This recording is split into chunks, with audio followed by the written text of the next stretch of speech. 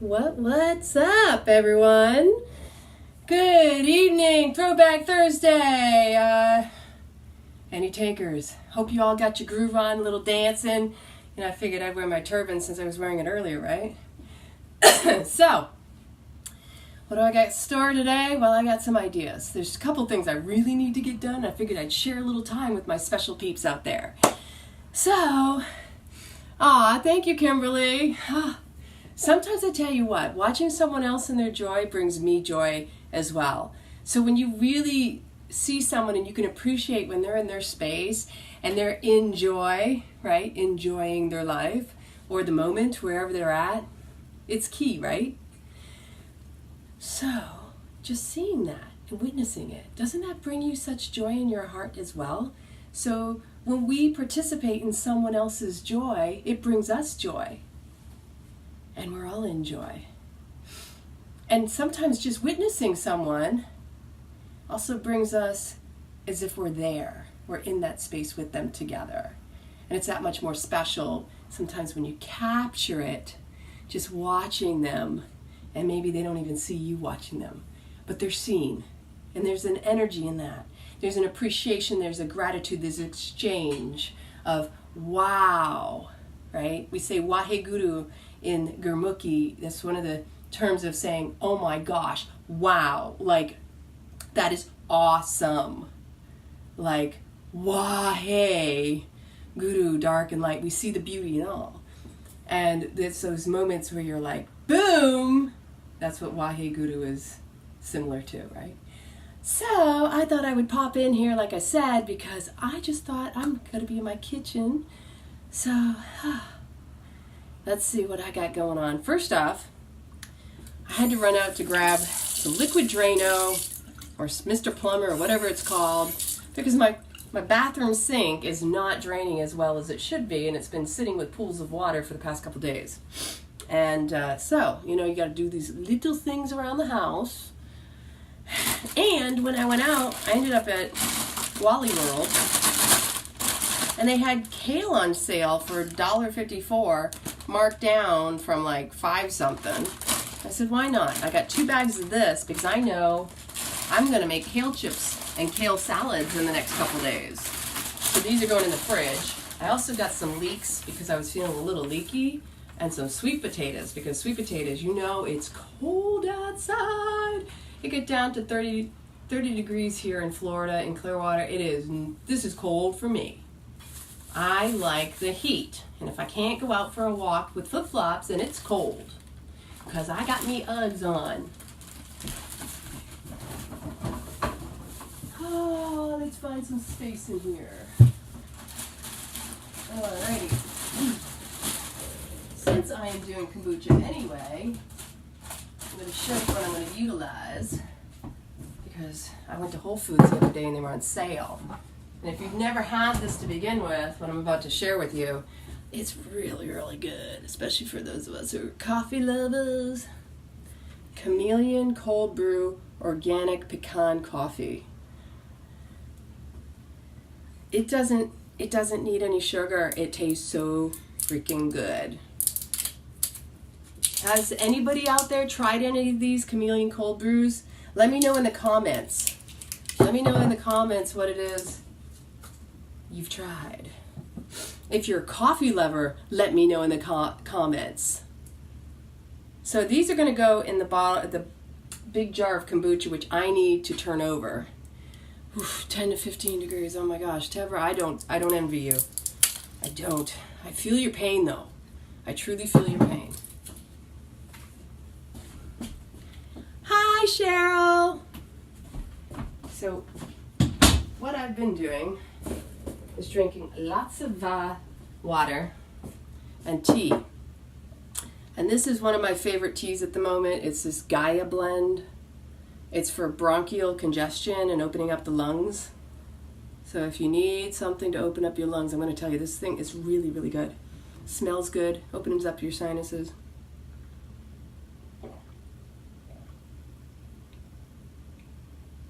Kimberly, please send the heat back to Florida.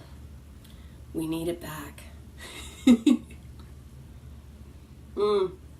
So throughout the days, I've been sipping on this because I'll just reheat the water and then tip it in and reheat up my tea.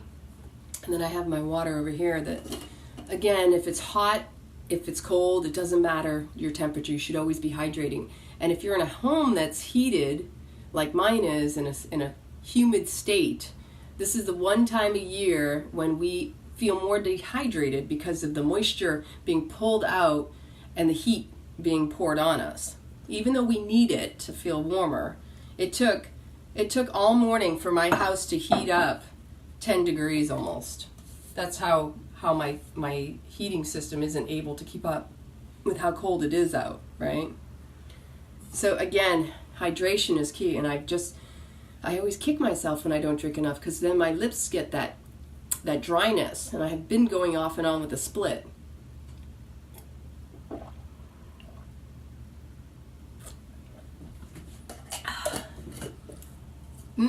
Have you tried this chameleon cold brew though? That's my curiosity. So we all love a little coffee time. I lived in Bella Napoli, dove deve prendere un caffè buonissimo. È molto difficile trovare un posto che non ha il caffè buonissimo a Napoli. Napoli è speciale per la pizza e il caffè, un cappuccino, un macchiato, un schiamato.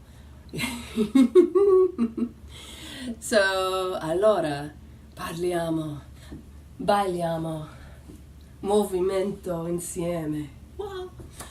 Oh, it is really yummy. That's what I'm going to tell you. So here's what we're going to do. Cold brew. You know what? This is really funny. I don't need any coffee at this hour, do I?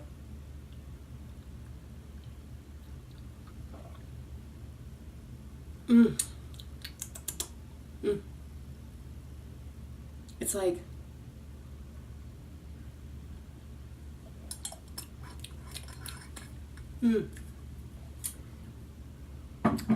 americano, sì. O caffè latte, ole. I loved speaking Italian, so, I think I had a dream again last night that I was with some of my Italian friends. It just brings me back to just sitting along the waterfront or being on the island of Capri. Many call it Capri, they call it Capri. Like if you live in Italy, the pronunciation is Capri. And then there's Ischia and Vivara and another island, Procida. Very beautiful area. I really miss, it's like another home for me. I also feel really drawn to places that have volcanic activity, because I noticed Naples is on volcanic land. Hi, Laura. And then even in Santorini, which sits on a crater as well, I'm telling you, there's something special about, number one, being by the ocean, by the water, by the sea, and then having the earth. Really being reminded, even though it's not as our awareness might not be right on cue, but at the same time, there's this instability of the earth below our feet to begin with. But when you're on tumultuous land, the lands of fault lines and the lava running underneath and the plate shifting, and wow, right? As far as this coffee goes, flavor-wise, just to let you know, it's got this pecan hint to it, and it really it doesn't need sweetener in my opinion, but see, I'm somebody who, when I cleaned up my diet, when I started eating more whole foods and not adding a lot of sugars and preservatives, thank you, I found that my taste buds are more sensitive. So what I may find doesn't need sweetening, somebody else may say it needs sweetening. And that's the irony, is when we're at different points in our journey, we can't assume what someone else will feel. And somebody else may not, right? So it's, again, to me, it's yummy. And I like pecan flavor, anisette, the whole almonds flavor, cherry, yum. Love cherry. So I'm going to take this out of the way. I was cleaning up around here, and then I said, let's go live. Here's what we start with. So over here I've got the dehydrator. And I've been going through water. This is like the 4th or 5th jug within a week's time. The other thing I like to do while I'm doing this, so for every bottle that I'm putting in there of the coffee, I'm putting in a bottle of this coconut water. It's not high quality. It's really mostly for the sugar of the coconut water. Yeah. It will require adding sugar to it because that's just the nature. And for every gallon, roughly, I do about... See, this is where it depends because sometimes I'll do a little bit less or a little bit more depending on what this flavor turns out to be already. So here's what my coffee kombucha looks like right now. See all that SCOBY? It doesn't look pretty. I'm just going to warn you right now. Taking off the lid. It's going to be discolored. If you're doing regular kombucha, it's a little bit more of a whitish coloring, whereas this particular one is more like a little bit more coffee colored. So here we go. So this is what my SCOBY looks like in there. And it's basically, SCOBY stands for Symbiotic Culture of Bacteria and Yeast. And it creates a cellulose mother, is another name we give the SCOBY, through processing the sugars that you add to it. So the coffee has a stimulant just like tea has the caffeine. It stimulates the mother, the SCOBY, to eat the sugar and take the sugar and turn it into this fibrous material, which is why you'll find sometimes you'll get a kombucha and it has threading or stringing through it. That's part of the cellulose creating a SCOBY. I don't use tea bags, dear. I use bulk. I use a French press and I strain it through a filter just so no loose leaves get into it. Right. Well, you know, Cheryl, all brains, all mothers, you know. So it's over the time that I've been doing it, I've been making kombucha since 2011 now, almost 7 years. About 7 years, yeah. 7 years. I've been making 7 or 8, somewhere in there. I started buying GT Dave's prior, like a couple years, and I said, you know what, I gotta make this stuff. And it was not as difficult as I thought it was going to be. My obsessive compulsive cleaning disorder, I joke about that. You know what, it's really not as bad as it used to be. And it all boils down to wanting control of your space and your environment. And there's nothing wrong with that. It's just awareness, and I'm aware of it, and that's how I roll, and it's all good. So I actually use a blend of teas. My own personal preference. I don't use black tea, which many of them out there do. I prefer a blend of either the white, the greens, or you know, like you can use the non-caffeinated, but you got to remember it needs the caffeine. It doesn't taste bad. It's delicious. And see, the first time I did coffee kombucha, I was living in Italy, and I made it with the mocha. Let me show you what this looks like.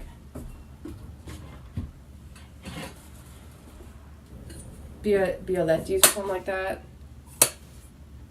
Violettis. These are what they call a mocha, right? So you put the water up to this little point, you put the coffee granules, it opens up.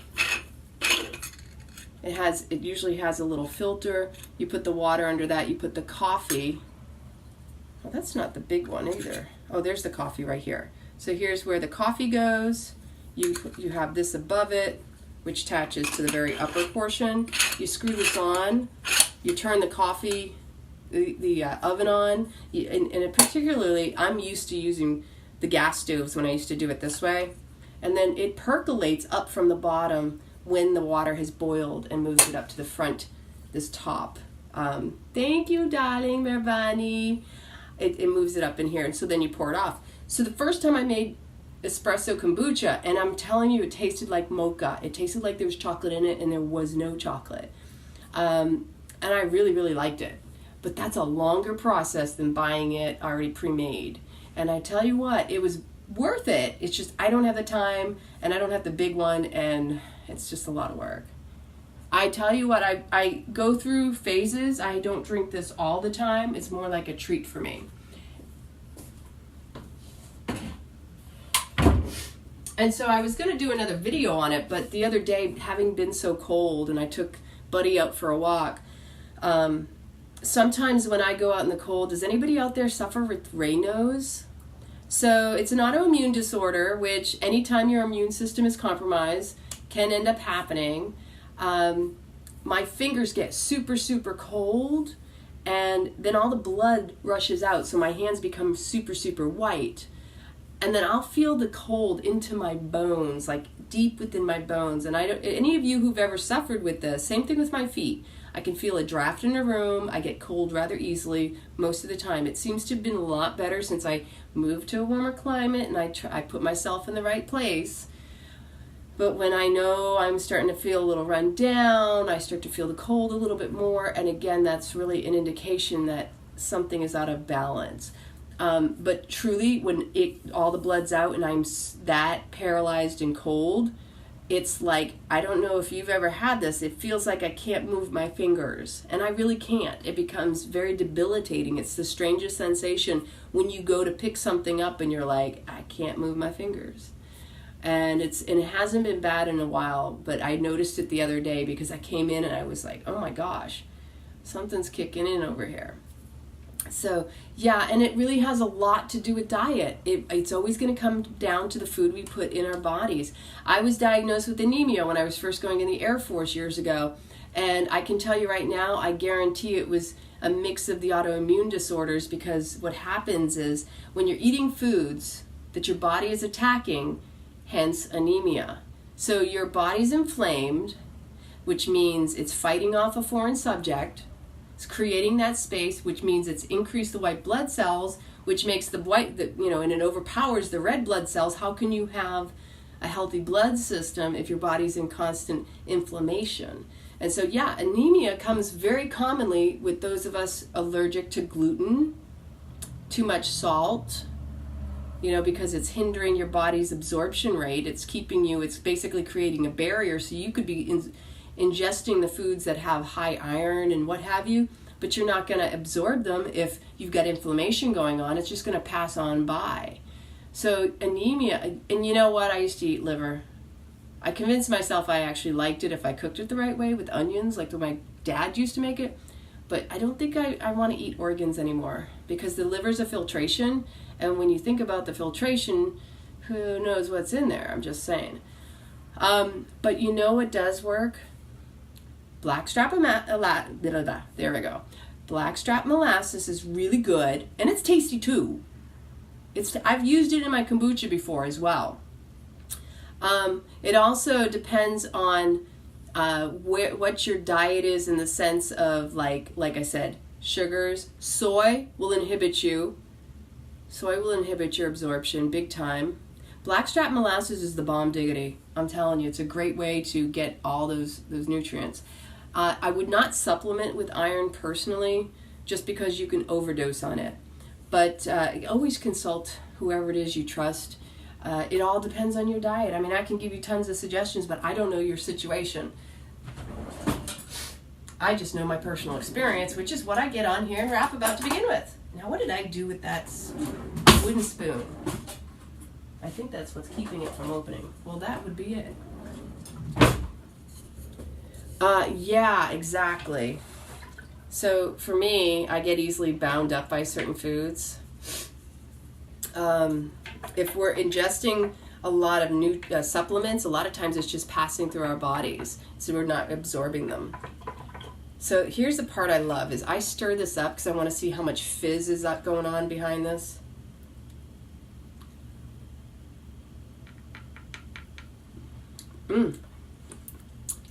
Oh my gosh, that's so good. And so I try to keep everything clean as I'm doing everything in my kitchen. That's awesome, Tevra. It's not easy to find, Kimberly, the blackstrap molasses. Wow. You know what? Sometimes I'll order off at Amazon or something, just because I don't have the time going to look for it. I hadn't considered whether it's easy to find. I think I ended up ordering it off of Amazon just because it's just easier to have stuff delivered, right? Ooh, weekly cleanse. Do you get hydrocolon therapy or colonics? That's another thing. See, there's another good reason to use coffee enemas. Those rock. Talk about going into parathesis. Your liver is a happy liver once you're done. You know, instead of being angry liver, you know, never heard, if you've gone to acupuncture, you say, you have angry liver, you have too much fire, which means angry liver. I love saying that just because it sounds so cute. Stevia rocks, especially if you have your own plant. I like it personally from the plant the best, with some mint leaves like I showed y'all yesterday out in my backyard. My yard. Then sometimes I'll pack the car in the Harvard yard too.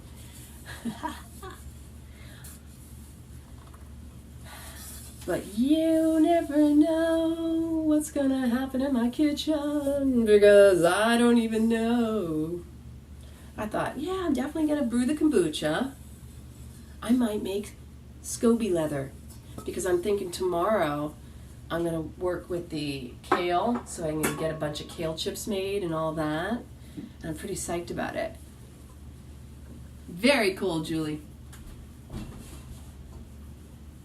Alrighty, so now I'm gonna step over here for just a moment, because I have to grab a bunch of bottles so that I can put the coffee kombucha in those bottles.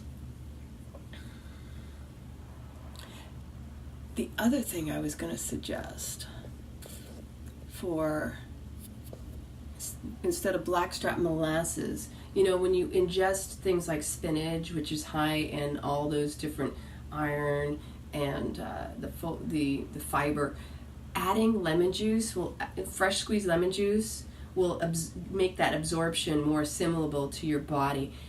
But here's one of the keys I learned over the years: when you're doing the heartier greens, in the case of spinach, it's best for me. I found that going to the baby spinach beats hands down the big leafy heartier ones, because that to me is harder on digestion. Oh my gosh, so awesome. Good for you. 55, Libby. What? Can't give up. Eggs and cheese are usually the top two things people have trouble with. I'm going to tell you right now, I am so not perfect, and that's why we created Ridiculously Authentic, and we want you to understand it's only you and what you think that matters. It takes baby steps to truly transition. We have an amazing 14-day reset. I'll just say that if you're interested, it's for free, Libby. You should sign up and check it out. The other thing that we have is a meal plan. So when you're ready for the transitioning, it's just something I'm going to throw out there. So thank you for sharing all of that. I loved eggs, and sometimes I do have eggs on occasion, and sometimes I do have cheese or dairy. It's much rarer because I see what it does to my system. And the last time I had it, I came back from a trip to Europe with my dad, and I, for 2 weeks, had an infection on my bronchial, my chest, and I had something that I caught from somebody else where my immune system was compromised. Oh, fermented cheeses. So, like, I love to make the nut and seed cheeses, which I have to do as well. I got so much stuff I got to catch up on. Beets aren't a good supplement for anemia. I don't know. They are or they aren't. You know, they're very high in sugar. I can't really say specifically. That's a good one to ask. That's a good question. 2 seconds.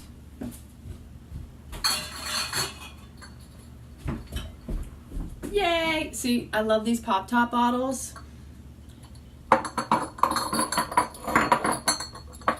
Check it out, Libby. Message me and I will hook you up.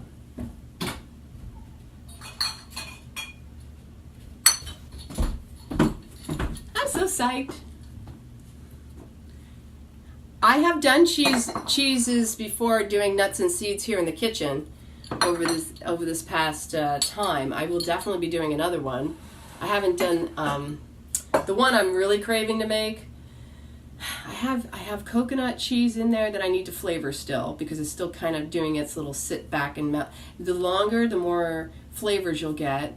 And then I'm thinking, oh, what else do I want to do? I love macadamia cheese, is one of my favorites. I love doing sunflower cheese, because to me it's more like a sour cream, like a light sour cream, not too heavy. Let's see now. I have a little system of my own.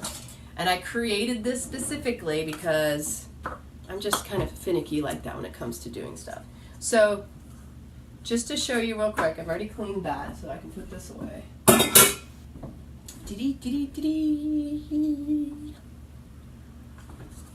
You know, I love getting jiggy in my kitchen. So just to show you again, the coffee kombucha, the SCOBY, and the liquid gold, liquid coffee gold. See all that? Giving you some love action up in the house, y'all. Can you see?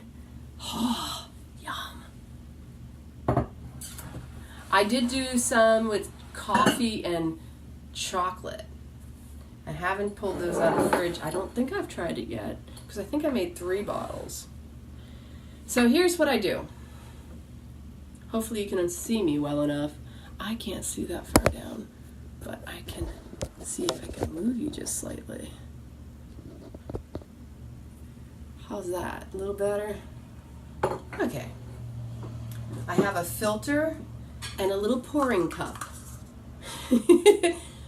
Because I know it takes 6 of these to fill 1 bottle. And sometimes I forget to count, and sometimes I make a mess, especially if I'm on live, and I'm doing this at the same time looking at y'all while I'm just pouring as I go. I get a little silly. Sometimes I'm not paying all that much attention.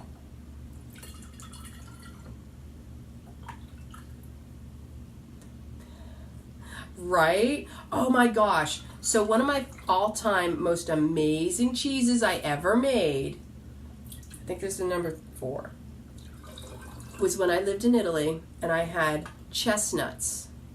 I created almost this, I did 2 of them. One was with chocolate and honey drizzled over it. And the inside was kind of like soury. Yes, I drink the kombucha. The big giant thing is a symbiotic culture of bacteria and yeast. And it's called a SCOBY. It's basically comprised of cellulose.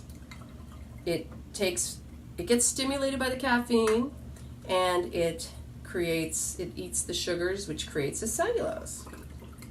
And so, what was I saying before that? Going back to my cheese. So I had made this chocolate cheese that was so amazing. I mean, I was impressed. And it had kind of like that creamy camembert center. And let me tell you, I'd never had anything like it before. It turned out really, really good. And then the other one that I made was apples with cinnamon and nutmeg sprinkled over it and just glazed on top again with honey. That turned out really good too. But the chestnut cheese was something very particular. I've never done it again because I haven't been able to find the chestnuts. In the particular case of the packaging that I bought back then in Italy, it was from France, and they had already taken the shells off of it, and it was vacuum sealed in a plastic container, like plastic thing, and that was the easiest way I could do it. Now, I've been wanting to do it since I've been back here in the States, but I haven't yet come across another version of the vacuum sealed chestnuts. But I haven't done the research or looked around in a long time either. The only alternative I was considering was, well, maybe I just need to get a bunch of chestnuts and take the shells off and go through that long route. And I haven't done it yet. So, yeah, a lot of stuff going on. Kimchi and kombucha are completely different, Carl. Kimchi is salty, can be sour and spicy. Usually it's spicy. But the kombucha is sweet. So it's the other spectrum of fermented foods. Just like when we do, like yogurt. Yogurt's more on the sugar side, whereas the kimchi is more on the salt side. So both of them require food. And in the case of the savory flavors will require salt. And the sweeter flavors require sugar, obviously. Like you see how it turns it into. It feeds off the sugar and creates the probiotic finished product. I think I'm going to get potentially maybe 5 or 6 bottles out of this. We'll find out. So have any of you out there created your own kombucha? Have you made your own special flavors? I've been doing this long enough that I've given away lots and lots of SCOBYs. I used to do kefir, or kefir as some people call it. It's too much trouble. I've done both kefir, actually, depending on where you're from, some people call it kefir. I've done it with the dairy back years ago, and I've also done the water kefir, or the coconut kefir. It's just that it takes like a 24 to 48 hour turnover, and I really couldn't do that and kombucha at the same time. It's a lot of work. It's already hard enough to keep up with my kombucha sometimes. I'm like, oh, I'm going to do my kombucha batch tonight, and then, a couple days go by. And fortunately for me, it doesn't turn into being a problem. It actually works out, and everything always tastes delicious.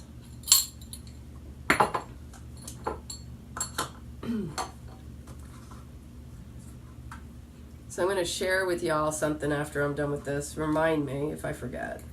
Tell me down below what y'all got cooking up in your kitchens. And if anybody wants to go live with me, let me know. You know I love to do that side-by-side thing.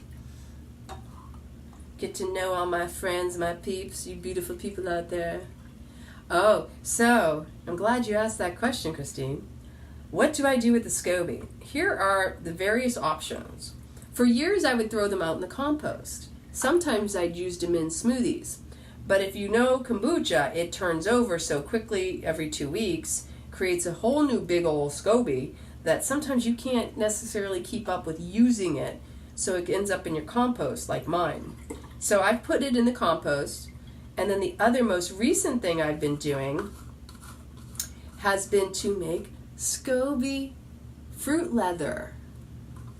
So now that I've got this beautiful dehydrator, I made up a bunch of SCOBY kombucha leather. I made fruit leather back last month, and you couldn't tell. It beats a fruit roll-up down, hands down, by far. La la la la la.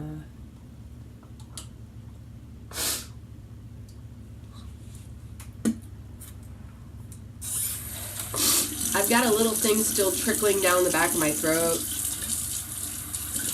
and it is a little bit agitating, even though, here's the beauty. I'm serious, Christine. I made a whole bunch of it. Oh yeah, and Buddy's food too, but I have to flavor it just right for him. He'll know. What I can actually make jerky treats for him, make them taste flavorful like meat, right? Oh God, my dad had a restaurant growing up. I have no desire for that life. I know what that entails. I love to prepare food for the ones I love, but as far as putting it out there like that, restaurants and cafes and places like that, that's just a whole nother life. Maybe in Hawaii, maybe, I don't know. Maybe it'll be more like a communal cafe where we come in together and everybody prepares for one another. And we share and partake in the experience. That would be more rad. And then it would just be an energetic exchange, no money necessary. All right, so the kombucha. I came in here for a reason. Oh, I know. So I wanted to share with you, if you're suffering from this seasonal, everybody seems to have gotten this, it's viral sinuses and chest congestion. Fortunately, for me, I've really felt it from here up. I haven't gone into my bronchial tubes or into my actual lungs. But this buried treasure, I'm going to tell you right now, if you don't have it, this helps. It helps significantly. It's got an amazing blend of herbs. Everything from the zinc and the elderberry to the echinacea, citrus, white willow bark, golden seal, olive leaf, horseradish. I think, this is just, to me, it's an amazing blend. And it tastes yummy. So this is what I've been doing. Every few hours.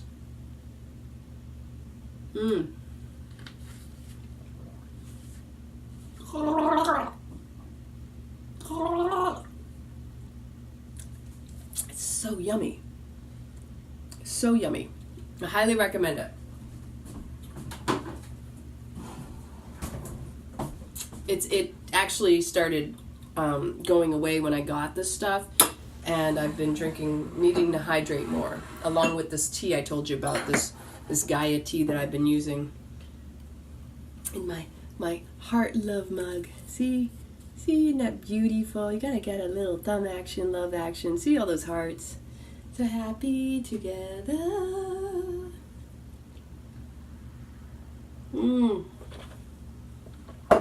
So I'm still doing kombucha, doing each of these bottles individually.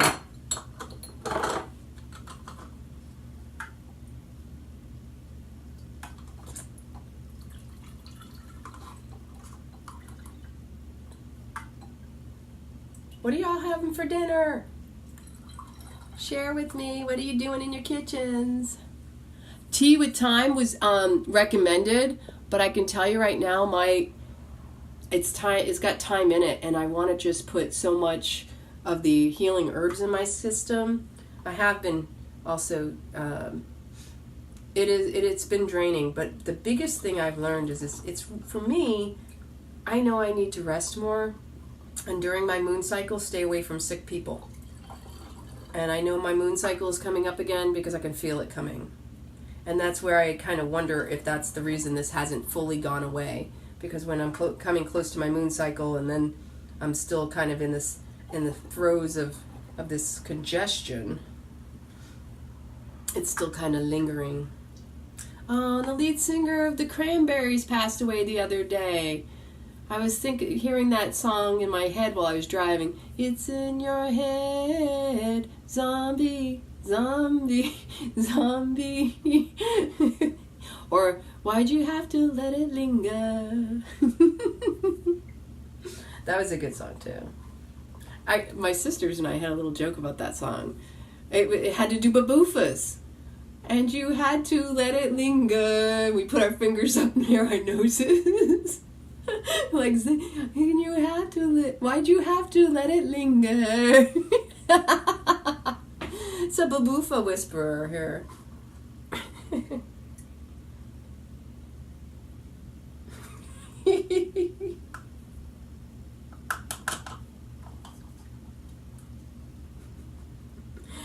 You all know you baboofa. It's healthy, it's natural. Don't fight the urge. Resistance is futile. You keep stuff backed up, it's gonna blow up on you. Just saying. Everybody wants a healthy BM. You don't want to hold that stuff back. And it's a sure sign of your health and where you're at.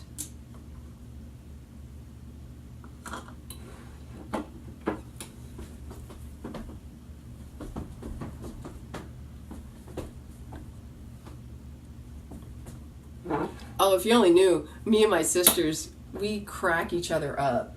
In fact, I'm missing one of these days I've got to get my little sister doing a live with me, because if y'all think I'm even the slightest bit silly and funny, just watch her facial reactions. We were talking, Tom and I were FaceTiming with my sister one day. And so he sees me on a regular basis, so he sees all the facial craziness that comes across my face. And sometimes he'll catch something, and I've never had anybody pick up on what I'm laying down on such a subtle level that most people it goes like totally over their head. Like, or they don't even realize what I said because they're not tuned in or listening to begin with. But he'll look at me and be like, he starts cracking up. So we're FaceTiming with my sister, and he looks at her on the FaceTime, and he looks over at me, he's like, you two are so alike. And I'm like, yeah, I know. And I'm like, and my sister's got a little bit more stronger features like my dad. And she'll be like, see, there's this eyebrow thing, we both do it. And I have a mole on this side, and she has a mole on that side. We have a lot of silly, fun, I've talked about how sometimes it's hard for me to write a recipe down, but since we started this group, that's become like the one thing I do is I keep a log, because you see we post a lot of the recipes of things that I prepare in the kitchen, everything from the kimchi to smoothies to even the SCOBY jerky, that fruit leather that I made. We posted that recipe on there as well back before Christmas. And our little joke is, I just made the best insert whatever food. And we're like, should you write it down? Ah, dang it. No. We always say, well, I know I can recreate it, but every time we do it, we also admit we know it changes the next time. That's the one connection my youngest sister, me, and my dad always definitely had, and Lita too, our middle sister. But as far as food, like you relate to someone on a food level, a lot of times it's the similarities are where you learn certain food preparation or appreciation tactics. And like my dad, because he had a restaurant and he was really the chef of the house, we would sit in a restaurant, and I have a lot of good friends out there, y'all know, we sit there and we'll be like, oh my gosh, this tastes so amazing, and we'll sit there and feel the food out and go, I feel this, and I feel this herb and this spice, and what do you think? Ooh, that might be. And that's the playfulness, like that real creative side, you know, that artist brain, you know. Being in the kitchen, any form of expression is art. Whether you're into poetry, whether you're into bicycling, it doesn't matter what you label it, it's all truly an expression of who your essence is, your soul, and how it shines through. And so just the appreciation of different types of foods and how you take them in, it also shows how you're taking in life. The nourishment isn't just about the food that you put in your body, but the absorption of the experience, the richness and the feeling, and that really being engaged in it fully. What is your awareness? For those of you who've been tuning in for the 40-day Rad Kundalini Yoga Challenge, I've been curious how you've all been faring and how you've been experiencing any shifts or any awareness, mindfulness, like what's coming up for all of you. I know I asked in the video for you to share it in the comments because I expressed in the beginning it's just easier for me to not go through the comments and get distracted while I'm holding that space for the practice for each of you. But I really do want to see some feedback and hear how everybody has been handling this past week and a half. How has your life been enriched? If it's been made things clearer for you, how's your body feeling? Are you breathing deeper? Carl, I want to hear you sing. I want to see you go live in the group, buddy. Or even if we go screen to screen, side to side, butt to butt, I'll take it on. Whenever you're ready, you know, Carl, you're the first on the list that Tom and I are like, I would like to see Carl come out and play. You've been with us from the start. We want to see you. You can't hear me in the video. It could be, yeah, I gotcha. And the other thing is I'll have to read it a little bit later. When I used to teach aerobics and I used to do aerobics in my house, my dog, I forgot who said their dog was licking their face. I was laughing because I remember when I used to do my aerobics and my step and do my weights, my dog Angel, especially I remember when I was in Belgium, I'd be on my step doing presses, weight pressing, and my dog would come over. I'd be drenched after doing like a Taibo video or kickboxing or something, and here she comes and start licking up all my sweat, and she loves it, right? It makes you laugh too, because it tickles. You get the puppy tickles, the kisses.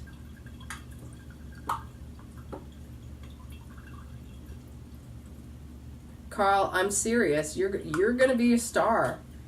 We already know it, because it's almost like you're holding out on us. But don't worry, we're here to support you. You know we love you. No problem, Libby.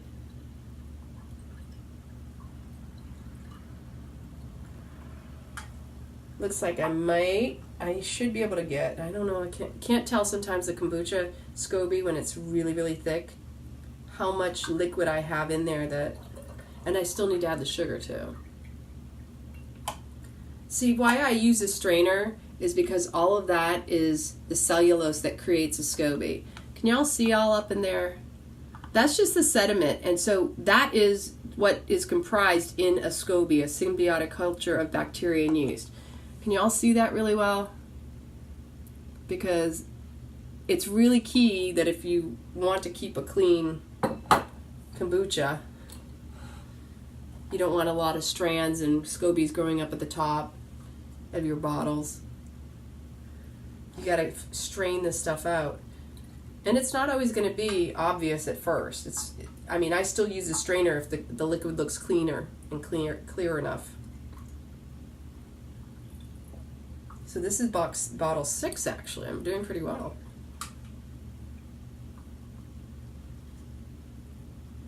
Alrighty, we gotta get down in there.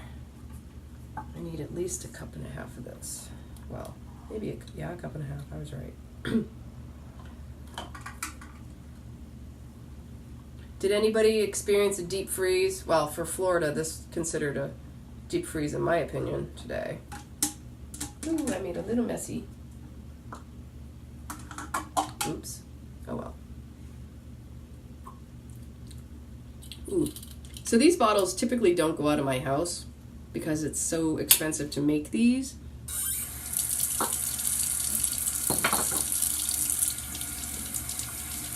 So I know the only person drinking these are me and Tom, right? And sometimes I think he beats me to it, but that's okay. I'm trying to keep up with the demand in the home. Plus my dad comes by and gets kombucha too. And on yoga teacher training weekends, I go through about 4 to 6 of them because I share them at the studio. So we got all the booch. Put it off to the side, we shake it all about. Good night, Carl. Doing the dance for you. Pick me a winner. Hi, Bonnie. How are you? So ideally, I'd like to think I can get another bottle out of here, but I can't guarantee it, so we're going to try.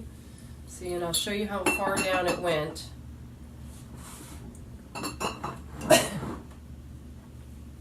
Doo-doo. Have you ever seen the comedian, I think it was Louis Anderson, and he did the dee-dee-dee. So my sister and I joke about that, too. Hey, Cheryl, how are you, honey? It's a night in the kitchen tonight. I won't spend too much time in here. So I say, as some of you have been following for a while, you know I can go hours in the kitchen. I don't know how that all began. I can just rap about all sorts of stuff, right? A lot of life experience. Had the most interesting dream last night. All I can tell you is on the waterfront, and I think it was kind of stormy, but then it was clearing up, and a very interesting dream. I do say so. So if I do get really deep into this tonight, which means I could be on here for a little while, I'm going to pull out the kombucha SCOBY that I'm going to make the leather with, and maybe I'll take one of these SCOBYs out and have to squeeze it out and put it in there as well.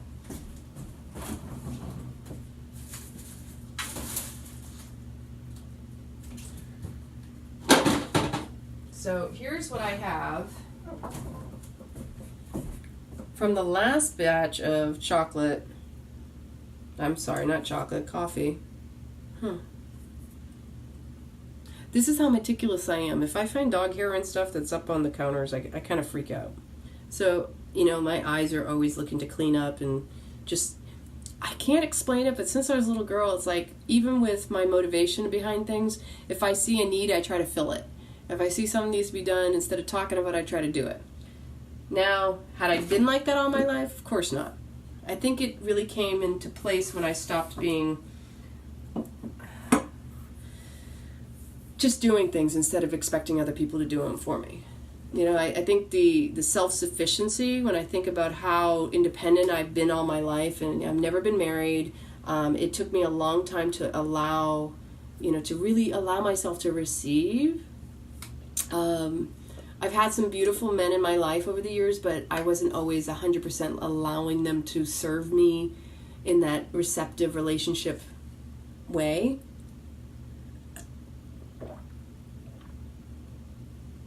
I think I need a chocolate. If I'm gonna go down that route, I'm gonna pull out a chocolate so it can warm up a little.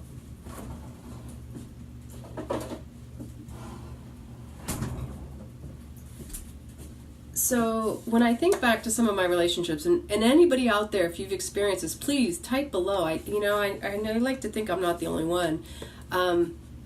It's really easy to be a giver sometimes, and sometimes that can turn us into martyrs. And nothing's wrong when something is wrong. And instead of communicating or speaking up and feeling valuable and allowing yourself to value yourself and be valued, my experience in the past was that I always felt like I had to be more than what I really was, instead of simply relaxing into my natural rhythm, but stepping up over that rhythm and going a little bit further beyond where I maybe wanted to be.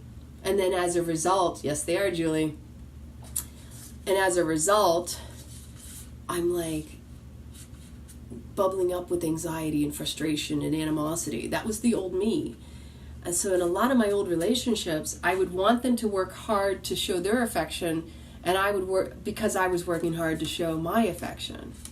And so it's interesting, the dynamics and how our mind can work and think, oh, I need to be something you're not. If it doesn't come natural, don't push it, don't force it.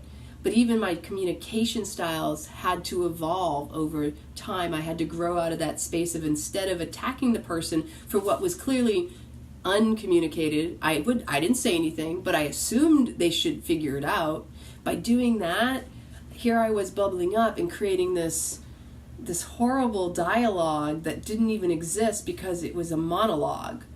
All those, oh, they didn't do this for me, that wasn't even communicated and I assumed it, didn't even wash. And it just created the push away. And then if I didn't see the relationship was going the way I wanted, and I felt like, well, maybe they're going to dump me first, I'd do it and run. I was an easy person to break up with. If I just felt, and I used to joke and say, I'm sorry, honey, it's not you, it's me. And in the end, or no, it's not you, me, it's you. In the end, it's really me, because everything I'm projecting on the other person is just my experience, my belief system, my patterns. See, every single one of us has hurts and pains and desires to deeply be loved and to love. While I'm talking, I'm just going to pull this up and let it drip. We all desire to feel appreciated and embraced and loved and allowed to be who we are authentically, without having to apologize or to screen ourselves or filter ourselves verbally, physically, visibly, whatever our actions may be. But to also recognize the grace in accepting and loving ourselves, that will allow others to do the same for us, I've learned. Let me tell you, Julie, so here's the thing, and you all know Tom and I are very new in this couplehood, and my feeling, and I told him from the start, I took a leap of faith. When he was talking about his lease going out up in North Dakota, I was like, you know what? If you like, you can come down here. I'm open. I really put myself out there, and that took a lot of courage, but I felt it come through me like it was natural. Like I try to remind myself every day, line me with the flow of my soul. I want my soul to guide me, and I feel like when I allow that, there's no more resistance from my mind as much as the excitement for this is where you were feeling through your heart, and not getting caught up in the head. I mean, it's really beautiful when you can, okay, you know what was the worst he could say? It was no, that's okay. Well, he did. He said no the first time. Say what again? The part about how Tom and I all met and everything? For anybody who doesn't know, do you want to hear the full story? Because we were talking about this the other day, and it's kind of cute. And I know his story is a little bit different because, he sees it from his story. So each of us comes together with completely different experiences. The irony is we're always seeking somebody who has similar experiences to our own, so we're always listening and comparing ourselves. But you don't, how often do you recognize you're always comparing yourself? So that's how you can never say you're never judging. You're always comparing. What do you think judgment is? Judgment is a comparison. It's a comparison of where you're at to where someone else is at. It's not a negative thing either, by the way. So every morning I have this practice of allow me to flow with my soul, or I'll say allow me to be in the flow of my soul. And so much of my practice revolves around being guided and trusting and just knowing the inner truth for who I am and what works for me, that when I open myself to receive whatever is meant to drop in, whatever wisdom I'm meant to glean for the day, and I relax into it, and I choose to see the divine in everyone and everything and every situation. If you have a moment, here's something my girlfriend reminded me last weekend. She said she had a woman who was always very negative and she said she was having a hard time being around her. And so as a result of being around this woman, she was like, oh my gosh, I almost want to avoid her. But then one day she decided, please, I choose. She said exactly what I just said. I choose to see the divine in this beautiful being, this beautiful woman. And she said she chose that every time something would bubble up or she'd have an encounter. And she said slowly after time, this woman is now running up to her and hugging her and has changed her vibration just as a result of an intentional prayer that my girlfriend set out for. How beautiful is that? To see that just shifting your perception, your focus, that I choose to see the divine in this person, in this being, allows you to shift the energy from what you perceive as negative, as a challenge, as something that bubbles up frustration and emotions in you, whatever it is that triggers you. Stop for a moment, come back to your breath awareness, and just choose to see the divine in this situation, in this being. It alters it completely because now you're coming into the present and becoming fully aware that maybe it's less than ideal, but maybe that's the perfection in it, and that is the beauty in it, is accepting and seeing the divinity is in the good and the bad, the negative, the positive. You know me on my pendulum swinging. To come to center and to balance everything out, you have to go to extremes to recognize that it's out of balance to begin with. So, oh, how beautiful, Celia. So choosing to see the divine is a huge way to shift things. So let's back up to this beautiful story of Tom and I, because this is something I probably have said this and shared this story before. Hold on a minute, I gotta have my chocolate. And I still gotta stir. I'll get that in a second. It's a little messy, but this is the Reese's version. It's almond butter in little Reese cups. It gets kind of mushy and messy. It was so yummy. Oh, I thank you.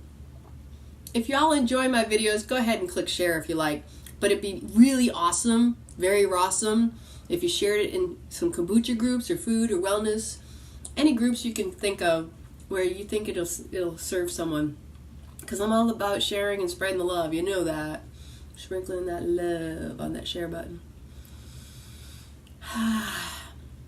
These are really, really good. And I find that the CBD, the cannabis oil in it, it gets enhanced by adding oils. I say oils, I really mean fats. Because it has almond butter in it. If you don't know about almond butter is better. Because peanuts are legumes. Peanuts don't, they're kind of got a mold factor. So, as I continue, I'm going to have to clean this out because this is really, really messy. I don't want this going down my drain because when you put the SCOBY, it can actually continue to grow. We did a video last, I think, was it Saturday or Sunday? I forgot, the other day. Or it was Friday, last Friday. Where I was making chocolates. And I put all that information on there. So, gave you the base recipe. I can never promise that your recipe is going to turn out the same as my own. Yeah, and you know what? You can put whatever butter you like in, I'll show you a close-up in just a second. Because it's up to you. I mean, I've done it before with pistachio butter.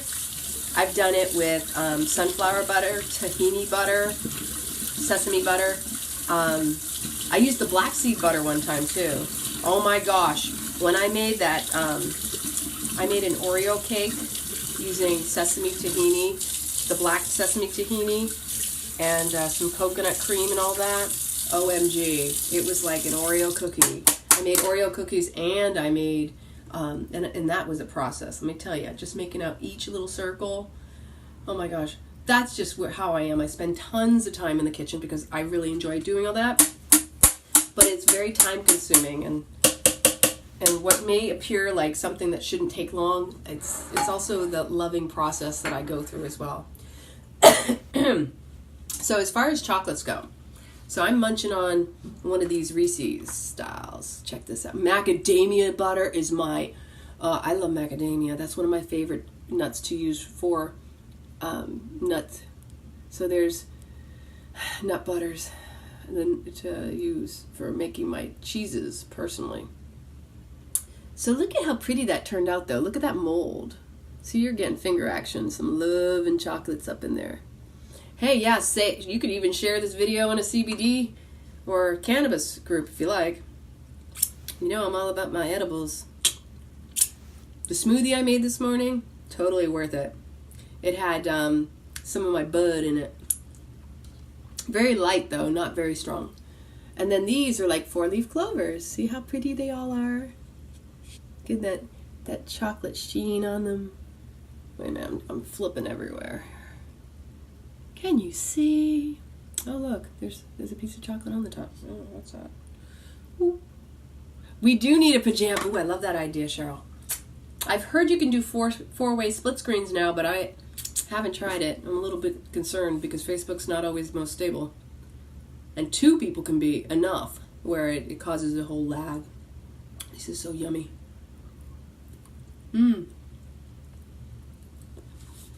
Ooh, before I go on with my story, I have a new series that I've been watching. Has anybody seen this series called Sense 8? SENSE 8, number 8. Oh, it's so cute. It's really, really good. Kind of hook-worthy. And I don't watch too many TV series. It takes a little while to get into the storyline, and it's still taking a while to go, okay, how deep is this going to go? But it's really cool. It's a Netflix original, and I like it. And then I have another question is anybody still watching Outlander? What's the status on Outlander? I'm a little bit behind. I've been so busy I actually haven't had time to check, and that's unusual and unlike me. Because Outlander is definitely one of my favorites. But I haven't been able to get a newer season, and I'm wondering if it's because they took a break in the season. This fall they're doing 2-hour finales for FA. No. Well, how many season series was this? I thought I can't remember if there were only 9, it seemed like. I didn't see one after Christmas.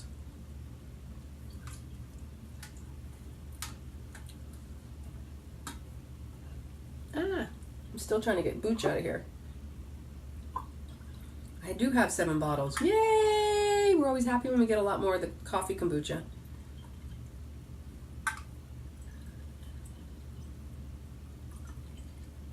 Grace and Frankie is one. Ooh, who's in that Who's in that? Grace and Frankie. The series The Dome. Now it sounds familiar, but I don't know of it. There's so many out there. How can you keep up with them? Then it got canceled. Aww. There was another one, it's one with the guy from that TV series, oh my gosh, I can see his face. White Collar. That one young actor that's in that White Collar. It's actually, I think it's an Amazon Prime original. I started watching that just out of curiosity, and then I started watching this other one where the woman she's Jewish and she becomes a stand-up comic and she's divorcing her husband, and it's so funny. I don't remember the name of that one right off the top of my head either, but it seems really, really intelligent. Oh, Jane Fonda. Okay, Grace and Frankie. So many to watch. I need some humor in my life. I really need to have a little bit more humor. I mean, the one that I just mentioned is really good, but I think I want to break and want to watch a funny movie. Are there any good movies out right now that I could maybe download and watch? Anybody? Starts a new season soon. I'm going to have to check it out. Disjointed. I've heard about Disjointed. I haven't watched that yet.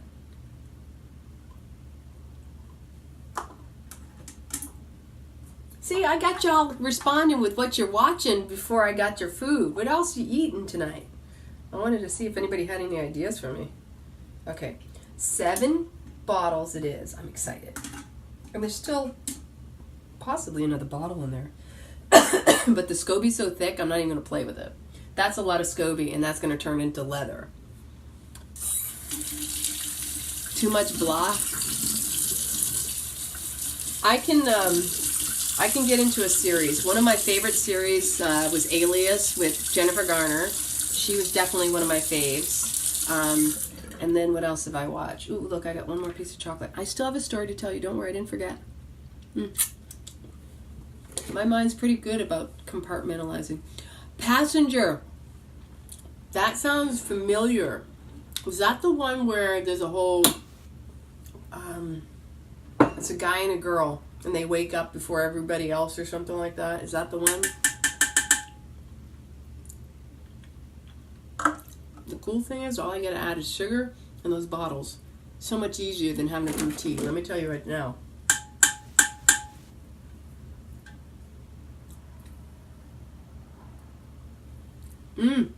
Even better with the chocolate.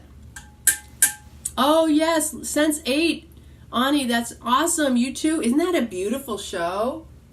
I'm really hooked because it's very unique. Very, very unique. And I like the way they've done the musical score. It's not super polished, but it's really good.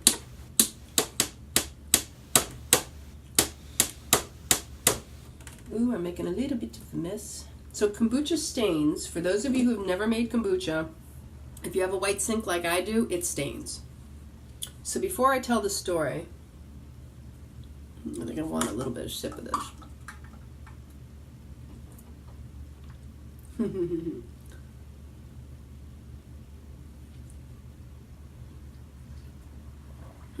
That is good.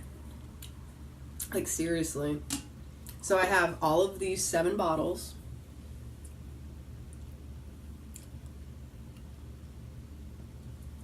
It's going to be fizzy too. It's going to be really fizzy because some of them have already got a little foam on the top, which reminds me of un caffè a Napoli. Deve avere la scuma. It has to have the foam on the top. And what they do to create the scuma,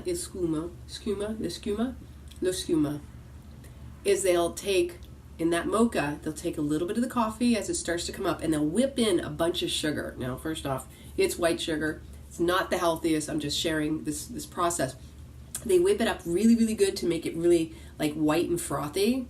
So they use a little bit of the coffee to do that with. And then when the coffee boils up to the top, they pour that in. And then you get your scuma on top of the cafe. So this one has a little foam on the top. This is the Chameleon Pecan brand that I've used, cold brew. This is a 32-ounce bottle. I've got 2 of these, and then 2 coconut waters to pour in here as well. On top of that, the sugar too, because it has to have something to feed the SCOBY, the mother of the kombucha.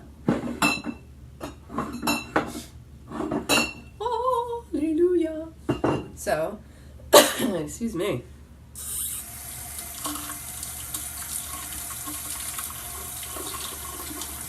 Yummy, yummy, yummy. So I haven't eaten anything yet either, so unfortunately I'm not super starving. It's still kind of early. I got rucola in the refrigerator. I made up some spaghetti squash the other day, which I haven't done it in so long. And I love my spaghetti squash. So the spaghetti squash, and before I started up on my live here, I made up this kind of like a hash brown, not quite as crispy as I was trying for, but that's why I was running a little late. And it had onions and garlic, and then added some salt and some pepper and some spices, and yummy! Hey Laura, how are you doing tonight, darling? Now there's a girl to watch. That woman is so much fun. She gets in there and raps about her CBD, her cannabis, her waxes and everything. Some really rad stuff. She's got access to some cool healing modalities out there in her area, her neck of the woods. By the way, I'm going to have another chocolate because I just feel like I need it. Oh, lemon ginger kombucha, yummy!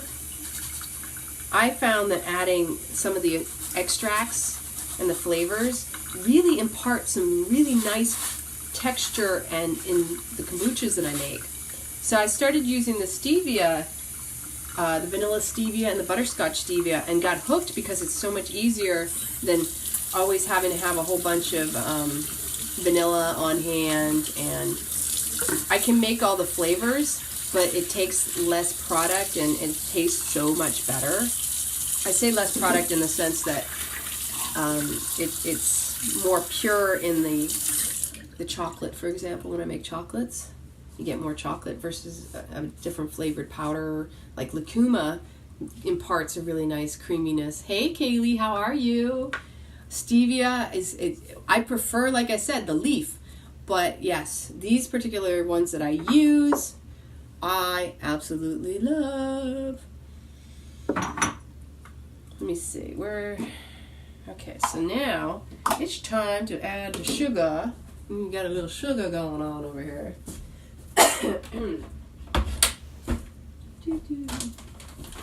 Organic, of course. Sugar, honey, honey, da da. Hey, sugar, sugar, da da da. Honey, honey, ah.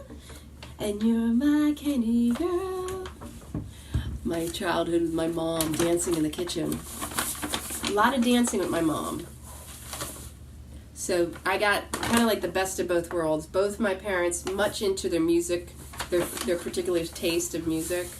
You know, the Pointer Sisters, the Supremes, the Temptations, the White, you know, all of that. Both parents, amazing. I'm very blessed. Very grateful. Yeah, we need to sing. Woo! Cheryl, that's what you can do when you go live. So I think that's plenty sugar. It's probably a cup. I don't really need that much sugar since this last one was kind of sweet. So going to my story, because that's where we're going to head next, after I put the sugar in. And I'm going to need, and that's going to go there. So I'd say, and I'll be honest, I don't remember exact dates or timelines. The one thing I do know is somehow I got friended by Tom, just like many of you out there. And he started sending me voice messages. And I'm like, dude doesn't even know me. He's not typing. He's putting a little bit more effort into it. And I'm thinking, okay. And I'm not thinking anything funny or anything like that. I can tell you in one of my Kundalini practices one morning, I was kind of at wit's end because I was organizing a retreat to go to Italy. I reserved an entire villa in the Tuscany. It has a pool. It's absolutely gorgeous. It's beautiful.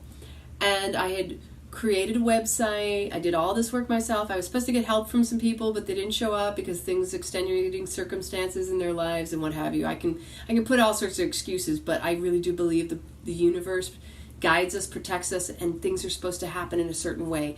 If you get so caught up in the shoulda, coulda, woulda, oh my gosh, I wish I had, you lose sight of what you have in the moment. So in this particular experience, I went to all the extremes. And I was afraid. In the end, I had lots of people who were interested, but first off, my advertising and timing were way off.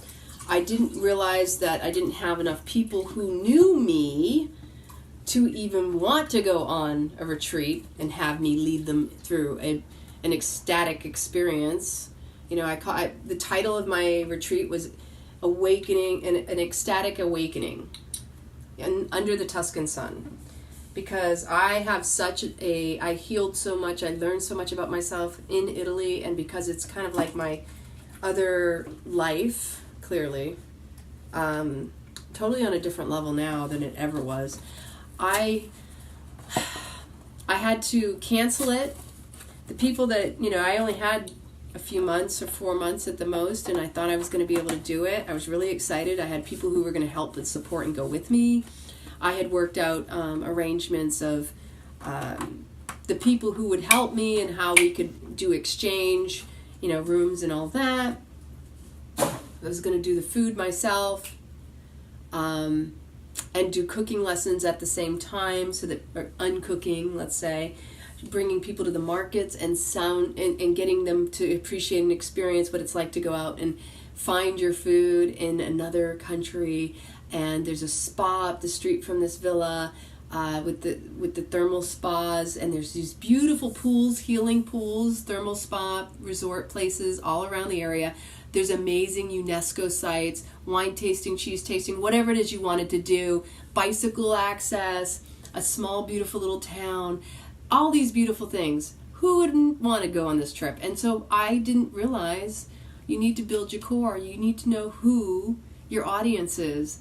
And even the people I was surrounded with, and I had almost 5,000 friends, 4,500 so, that I thought that I had people that would be interested. Heck, out of all those friends on Facebook, you'd think I'd have a minimum of 10, 15, right? It didn't work out that way. And it was humbling, and I also learned in the process that the people that want you to succeed are not the ones always saying it to your face. Sometimes those are the same people behind your back hoping that you fail, even despite their words of, I'm supporting you, I'll do whatever I can. That's part of it. See, energetically, we have to surround ourselves with people who are going to uplift and support us and inspire us. That's empowering in itself. But if we're surrounded by people who are just wanting to keep us down or see us fail because they're unhappy and they're unsuccessful in their own lives and whatever it is, or the jealousy or the rage or the fear or the frustration, the animosity, whatever somebody else is holding, it takes a lot of inner looking, inner searching and trust to recognize if that exists in other people around you in your environment. So in my practice at one point, I sat there and I said, I know I can't, I don't need to do it all. It was almost like a come to Jesus surrendering moment where I said, I know I can do it all, but it doesn't mean I have to. And I had to really reach in within and say, I allow and I ask that somebody come find me that can help me, that knows how to guide me along the way, because I can do the yoga, but I don't have all the answers in how all this other stuff works. And I can figure it out because I've done that all my life. And that's what I was saying earlier, how I've done it all because I was very independent. I didn't want to depend on anyone else. As far as relationships go, even a man who would say, do you want me to buy this for you? I'd say, no, that's okay. And then I'd buy it for myself. It's the simple things, the simple gestures, that if someone's offering something to you, if you can't allow it to be given to you, how can you appreciate and feel valued? Because you don't feel high enough in your self-esteem, you undervalue yourself, underappreciate, because appreciation grows. And so as a result, within a short amount of time of basically having this surrender, this prayer, this please send the right person to me, help them find me, or whatever it is, I don't know all the answers. And within somewhere in that time frame, I was connected to Tom, and I swear he was sending me voice messages for like several weeks, maybe a month, because I was doing a teacher training last year, finishing up, and I was doing my own stuff, and I was very busy, and spending time with my dad. That I didn't get a chance to really sit down and listen to them. I'm like, okay, yeah, I'll get to this. And maybe I responded once or something, and I was confused. And then I was kind of looking over his stuff, but not really delving into it and seeing what he was doing. And to be totally honest with you, I really didn't go through all his pictures or all his videos. I was kind of like surface looking, like, okay, what am I dealing with here? So I wasn't even familiar with what the optimal reset he was doing at all was. I didn't know about the celibacy at all. In fact, what started the dialogue was that I had this raw person trying to friend me. And I reached out and saw that he was the only person, Tom was the only person we had in common. And I reached out and said, who's this Tom guy that seems to have all of your profile pictures on it? Because for some reason it was duplicated or similar or switched or something. And so I reached out to Tom and I asked, is this guy okay? I'm like, I don't know who this is. And Tom says to me, yeah, he's fine. He's my brother or something like that. Or he's like a good, he's like my brother or something like that. And so I friended him, and then one time this Rob guy went live, and then I was being invited or what have you. So I was doing the live videos for, has it been almost 2 years now? Whenever Facebook Live started, that's about the time I started doing like my own personal journey of vlogging, video logs, because I already had the blogs.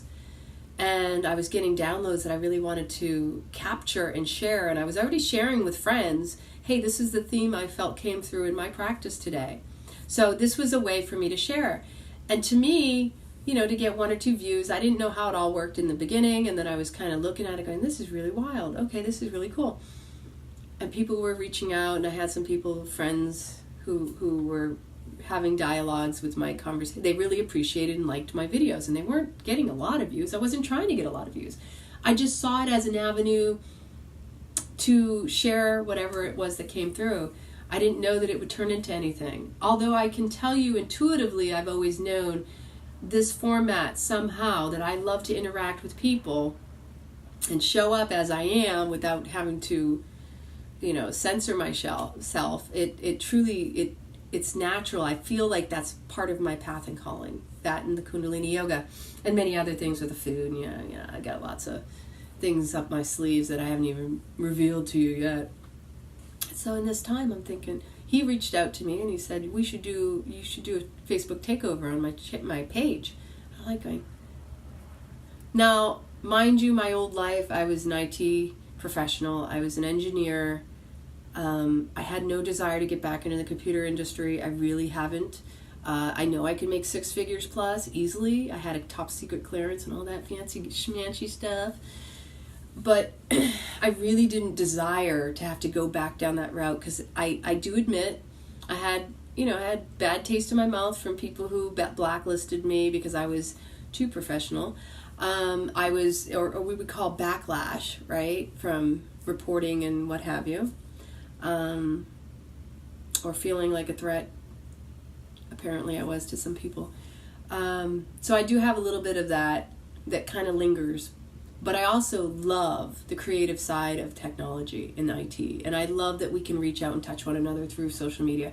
And I really see how it is the web of inclusion, as opposed to, just a way to connect people superficially. I find it can be used to be beneficially, right? So this connection is so powerful. And here's my vision. He's telling me to do a Facebook takeover, and I'm shaking my head. How am I supposed to do a takeover? Am I supposed to show up in your kitchen? Where the heck is this man? He's in North Dakota. How am I supposed to show up in his kitchen? So even though I'm like shaking my head going, Facebook takeover? I wasn't thinking about signing into his account and doing it that way, although that's what apparently it is. And I was kind of going, oh, that's pretty wild. Okay, I get it now. And the first one I did was it's about time. Because really, time is man-made, and we all have plenty of time. It's just how you perceive your time. Going fast or slow, in the moment, or in the past or the present or the future. And so that opened the dialogue, and somehow we got to talking a little bit more. I gave him my account information. Like, ladies, to me, giving someone my Facebook account was bigger than me giving the key to the front door of my house. It was bigger than anybody meeting my dad. Well, maybe not. But at the same time, I was like, okay, I clearly am taking that leap of faith, that trust, and that knowing that this man showed up after I had the surrender moment, not long after I put that out to the universe. And so when he showed up, I was like, okay, and we started rapping. I'm like, oh my gosh, there's something in this. I feel something in this. And I just trusted it. And I wasn't checking him out. I wasn't interested. I wasn't even thinking like that, y'all. I really wasn't. I was like, oh, this is pretty cool. We rapped. We got along. It was cool. It was just like meeting a new friend. And I wasn't seeing male, female, or anything attached to it. It was just this easy dialogue that we were able to maintain. And over time, we were doing so much, and I truly saw what he wanted and envisioned, and it just seemed so aligned to everything I've been wanting to do and create. I mean, I have a lot of stuff that I felt could come to fruition. Ever since I was a little girl, I've been what I consider myself a visionary, and I believe we all are, to some degree, but some of us have visions that not anybody else can get, because that's just not, your makeup, your dosha, let's say. Because some people are visionaries, and some people are people who do the work, and then there's the people that get excited about promoting the work, and then you got the other ones who are accountable for the work. So it's very key. One of the things I learned in some of my trainings is figuring out what it is you are, what is your type. Because then you find out what your type is, and then you come together with other types, and you can work in a harmony, in a balance, to where you're supporting each other. You're taking your gifts and applying them in the situation that benefits all. Which is why accountability ninjas are very necessary and helpful. Just saying, we need some.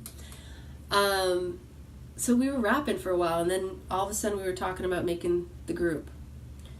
And we weren't going to launch it right away. We were going to take our time. We were trying to build everything, put our recipes and everything together. And for me, it was very time consuming. It was a lot of sleepless nights for both of us, actually. Can't say either one of us got more or less sleep. Different things, different focuses. And he was telling me from the start, I have the inside scoop. I see the analytics. I know and understand the algorithms. And he's talking my old language, y'all. So I'm like sitting here getting excited about it. Going, oh, baby, keep talking dirty to me. And I was so playful about it, and he was so playful back, okay? There was nothing implied in it, but it was just playful banter from the start. And so I admit, all of this stuff gets me really jazzed up and excited, because he knows what he's doing. And if anybody out there is even considering or looked at what he's talking about doing this marketing group, I'm telling you that what he's offering is priceless. You're not going to get it anywhere else. You're going to get it from his mouth, because everything he's got is up in here. And I'll ask him questions. And I'm an IT person. I can understand it. But he doesn't have the brain juice to pour it out to me. And I'm like, dang, I really kind of want to know what you're doing over there. It's like, I don't have time to explain it. It's going to take too much brain juice out of me. And that, to me, is the kind of stuff that used to get me really excited when we were rapping, but it was also get me excited in my old life, because I'm a solver. Like, for me, I see what he does, and I get it. He doesn't think I get it. I really do get it. I mean, I was the person, when I was an IT engineer living in Italy, I had a cluster server. For those of you who are geeks, I had a database set up with a quorum and all the, what we call the redundancy. You always had a backup to the backup. And that's been with the government for years. And my entire cluster, quorum, and everything died. And we lost the quorum. Now, okay, that's all geek speak. For those of you, you don't even need to know that. But let's just say the two machines, part 1 and part 2, the redundant one that was the backup, was not talking. And how can you go from the primary to the alternative the alternate, if one is down. It just sees itself as one, but it's confused because it doesn't have the other to keep the redundancy and to repatch up and correlate those files. And so, long story short, I did some research and came up with a DOS command. Now, when you're dealing with DOS on a Windows platform, huge difference. That's the underlying operating system, the DOS. And by the way, Windows still hasn't cleaned up the crap as far as I know, which is why they still kludge things, which is, kind of works, but sometimes has its issues. And so anyway, I basically came up with this DOS command that I found through a lot of research, and it worked. And nobody else had ever had that happen that I had ever spoken to. And my one colleague said, Lana, only you. And I said, I have to admit, I'm like the fail-proof safe test of like, if it doesn't work for you, I'll find the solution that nobody else has found, and it works. And that used to be my old way, my old life. And it was, to me, exciting, because to be able to accomplish something nobody else has done, and you never heard of another account of what you just experienced and made it work. I had that throughout my career. So when Tom's doing his ninja stuff over there, I get it, and it is exciting, but it's time consuming. And so, we get out of balance. We get all caught up in our stuff, and then it's like, so I get why he's like, I don't have time to explain it. But I used to get excited about explaining it back then. So anyway, and to me, I'd be like, oh baby, talk geek speak to me. So when we were rapping the whole time, we were just having fun. We're just totally having fun. And he gave me so many pointers, and I did so much cleaning up of my account, which was very, very, that in itself was a huge shift for me, to clean up my account, to delete a bunch of friends who I had to sit with it and go, why am I holding on to these friends?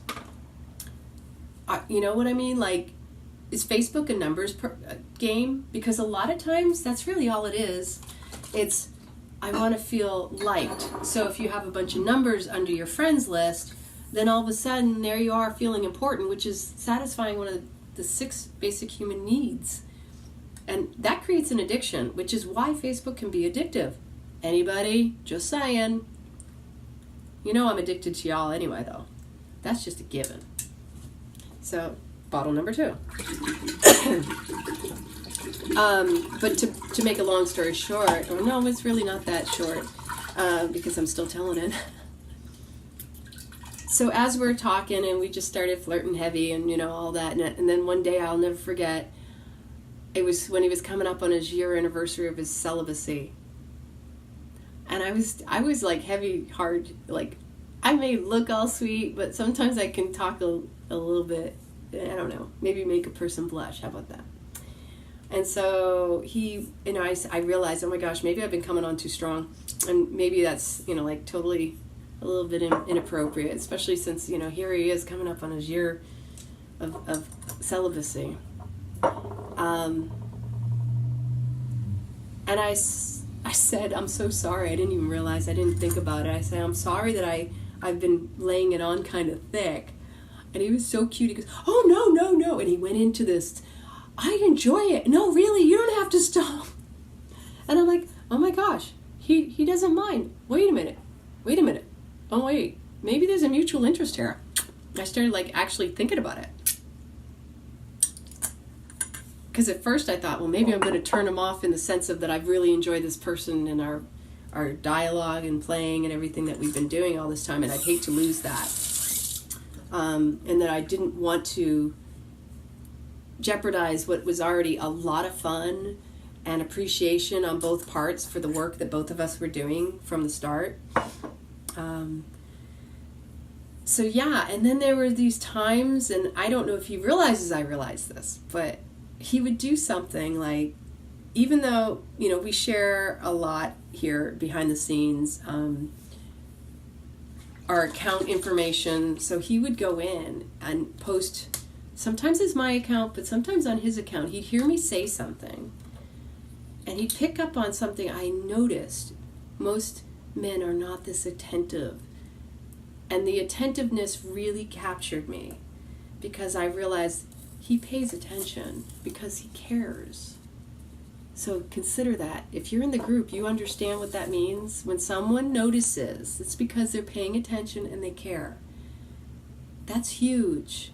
male or female, doesn't matter which side you're coming from, or you know, truly, when someone's like little subtle things, and it would put such a smile on my face, like he heard what I said and he went and he acted in a way that maybe he posted a quote or maybe he posted a cute little video, and it was so aligned with either a conversation we had or maybe a subtle way of showing that he was caring a little bit more.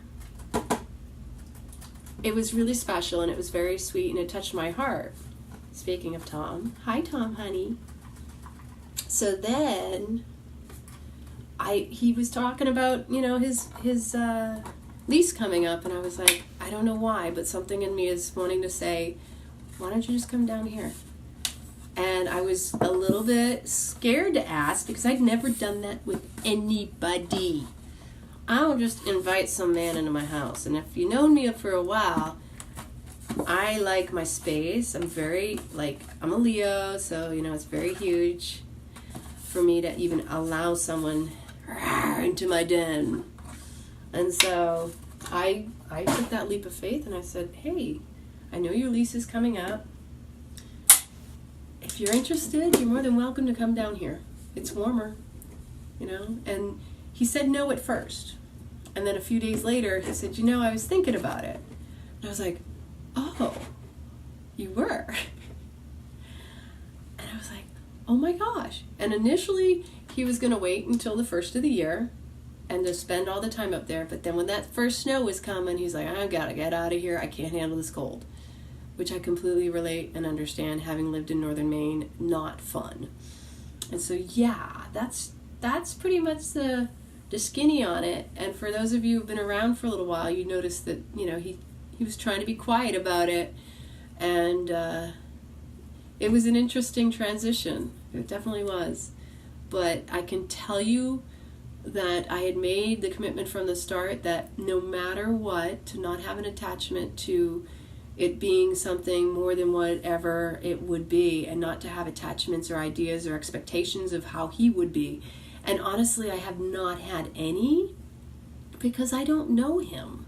We felt we knew each other. We feel we know each other really, really well. But there's always that opportunity to give someone the element of surprising you as well. And when you hold someone in that space of you're expecting them to be a certain way, and if they don't meet that expectation, that's a setup for failure and pain and suffering. Just like even, you know, okay, maybe you have an expectation and they exceed it, but then maybe another time they don't. Expectation, attachments, that leads you to suffering and pain. Allowing things and just being appreciative of how they show up in themselves is all the blessing. Every opportunity is an open port to walk through. You're either going in the door or coming out the door. Expanding, contracting at all times. And so for me, I felt like, you know what? There's a reason this man is coming into my life. I'm going to honor it, appreciate it, allow it, and go through this process because there's something here. And not all of it I can tell you. Not all of it is, you know, I just know. There's a lot of things I know that you'll see over the course of time, we'll experience. We can't put any attachment. I just have had a lot of about feelings about my life anyway. And just appreciating I've made it this far. Hello. We are amazing beings, but do we appreciate when we get where we're at in the moment? Just all of it leading up to it. It's all together perfect. So we made the kombucha. The next thing I'm going to do, and if you have any questions, you can always ask. I might answer, I might not. But when he showed up at my door, I had been up all night and I was cleaning my house because I wanted it to be spick and span and perfect and clean. I vacuumed, I mopped, I changed the sheet linens, I did all my laundry, I washed my hair. It was like a whole excited leading up to it. And we initially were going to meet at the beach and do all these other things. And it was just, you know, there were delays on his end because of traveling in the cold and the weather and all that. But when he showed up at my door, he had his little hat on, his leather coat, and Buddy with him, who I had bought some treats, and I was so excited about having Buddy in the home too, because having a dog is just, it's so sweet. And let me tell you, he really is the best dog ever. It's like he communicates with my angel as well, because he understands. A couple times I've said to him in Italian, and he's responded, boom, and he knew. And he talks to me too. He comes in and lets me know. I don't even have to, okay, I know. He has his little patterns, and I've already picked up and learned a lot of it. It's really sweet. So, yeah, he showed up at the door with his jacket, and he had his hat, and we just stood and hugged. I had the biggest smile on my face, and it was just so sweet. It was like 4 in the morning, or 5, between 4 and 5 in the morning. And and it was cold out too, because I remember the temperature dropped back then too. Yeah, special moments. More chocolate. You know how much I love chocolate? And that's where I should be drinking more water. Because more water, I'm so dehydrated from this heated house.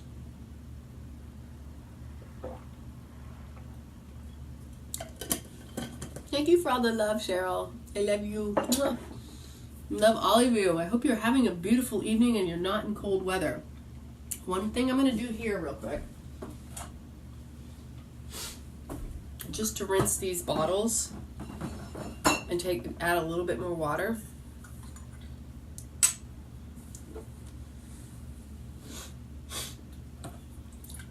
It was so cold in the house this morning.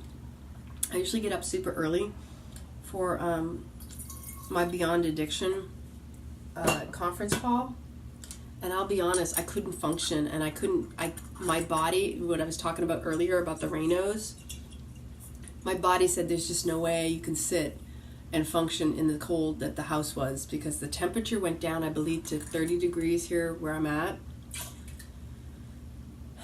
And the house itself, I keep the thermostat set to between 75 and 78. It's 76 right now. And the temperature on the thermostat inside the house said 67. Might not sound cold to some people because they keep their air conditioners at that. For me, I could still feel like the draft in the house, because I have a raised floor here, and it's got no insulation in the walls. It's wooden floors, plaster walls. It's all wooden. Tommy Rosen.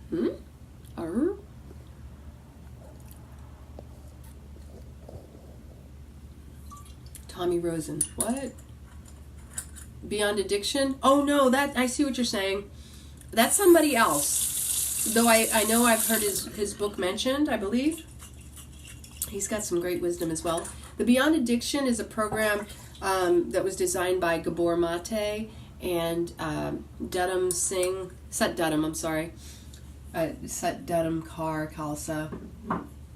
And it's just a powerful Kundalini-based Beyond Addiction. I mean, most people will say, I don't have any addictions. We all have addictions. The addiction to our belief systems is the biggest problem we all have.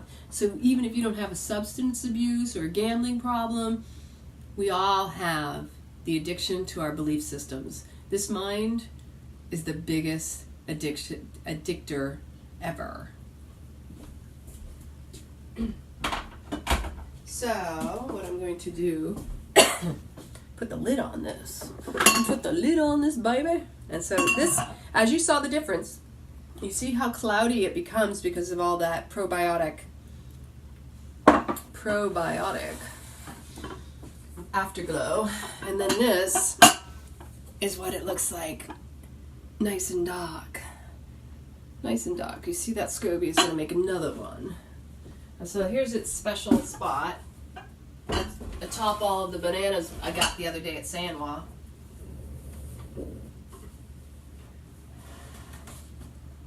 I keep it covered because of the ants, the bugs. I don't even want it to chance.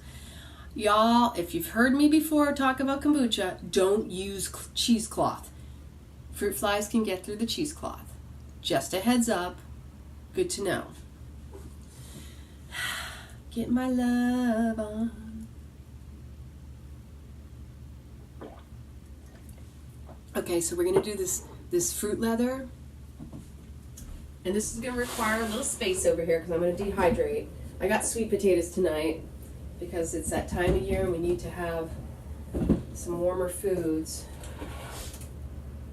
You don't need this right this moment. What I'm going to do, because I've done this before, take the dehydrator sheets over here.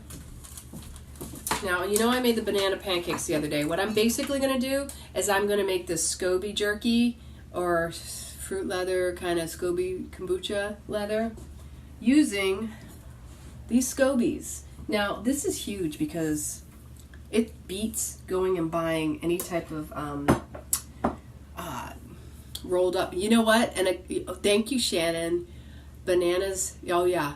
I just remembered. I'm going to do one batch with some bananas as well because I want to add some fruit to this, and that will also help along with chia seeds and some water. So that means the blender. FYI, I'm going to share this with y'all. So my kimchi, one of my batches, got a little bit of white yeasty mold on top. It's not going to kill you. I just want you to know this. I'm getting ready to clean this because what I'm going to do, and I have done this before, is I'm going to clean off all the white film. I'm going to add some apple cider vinegar to try to help, and more cayenne pepper and this other pepper.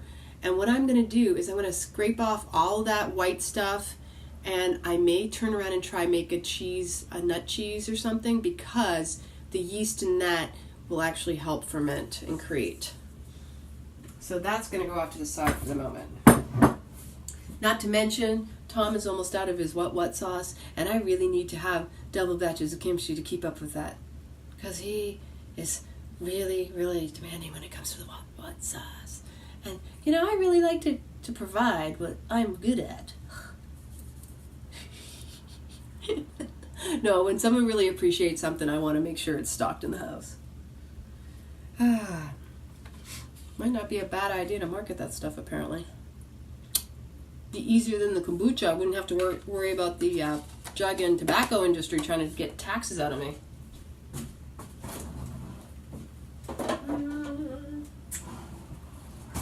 Time for some leather. Okay.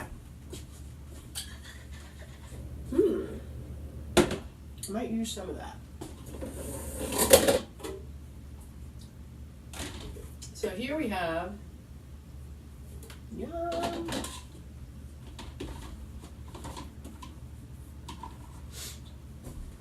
This is always fun for me because I'm not quite sure how this is going to turn out.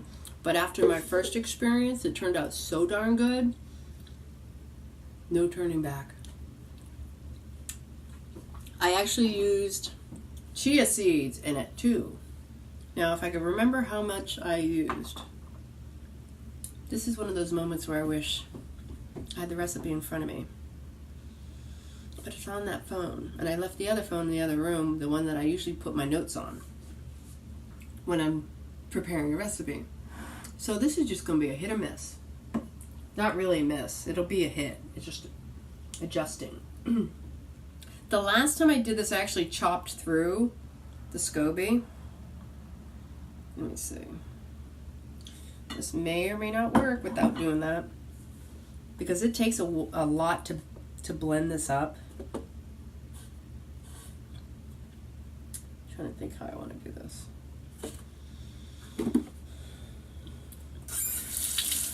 It is very interesting, Mickey. It's very, very interesting. So I'm going to put chocolate in there, but I need to put some of the liquid in there too.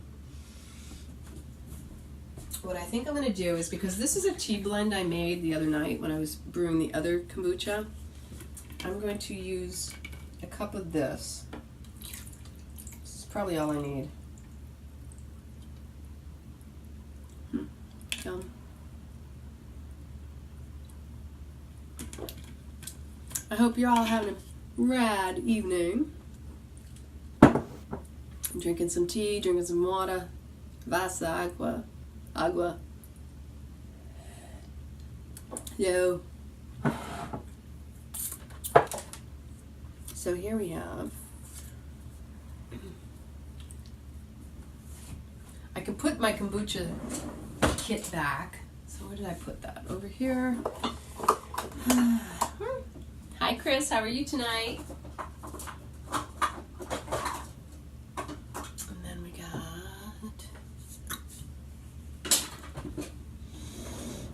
I know, right? I'm constantly curious. I swear, that's where allowing ourselves, our inner child, to come out to play.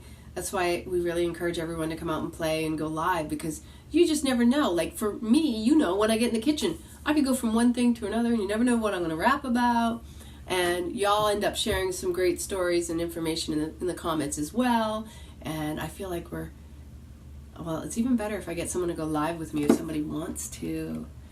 So we got a cup of water, maybe, no, it's a little over a cup, but that's okay. I'm going to blend this up first. And then I'm going to add some ginger to it too. This is going to be interesting. Like I said, I usually chop up the SCOBY to make sure it fits in there. We'll see how much. If I might need more, I might not.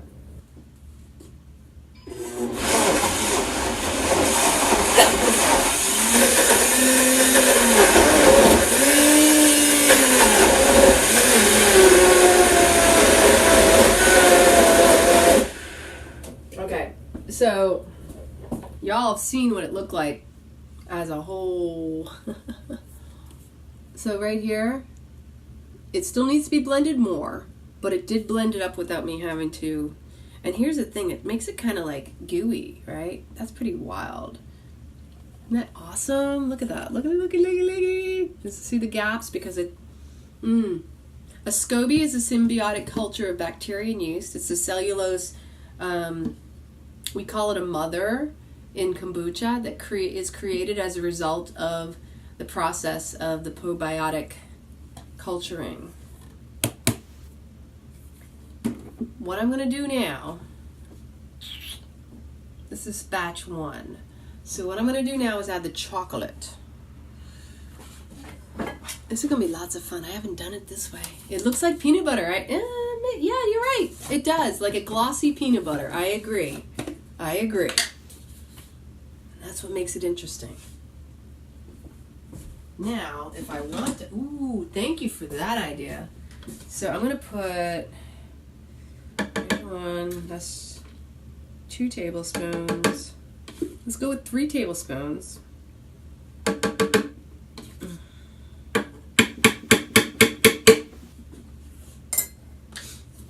when I'm the most creative in the kitchen, is when I just start putting it all together. You can buy it at the health food store. I personally make it myself. So if you're tuning in later, I brewed my coffee kombucha, my pecan coffee kombucha. And now I'm going to use the SCOBY from the coffee kombucha to make fruit leather, like fruit roll-ups. This is the bomb diggity. Tom will tell you, he did some videos while I was at Solstice. I got one of all of the ones that I made, and it was a berry mix. So delicious. Like I said, before I went on Solstice, I was really trying to make sure he didn't have anything that he needed. So everything was available since I was gone over a week. What am I needing? Where's the... Oh, there it is. The SCOBY is created through the process, Irene. So we have black tea, green tea, white tea, whatever tea you use, or coffee. The caffeine stimulates the probiotic threading, the SCOBY, which it becomes a cellulose, it's not a fungus per se, but it's a symbiotic culture of bacteria and yeast that's created this cellulose patty, and it eats the sugar. The sugar is what it eats, just like yogurt. Yogurt needs, the culture that is used for yogurt needs sugar to eat it, which is why milk is very high in sugar. Most people don't realize it.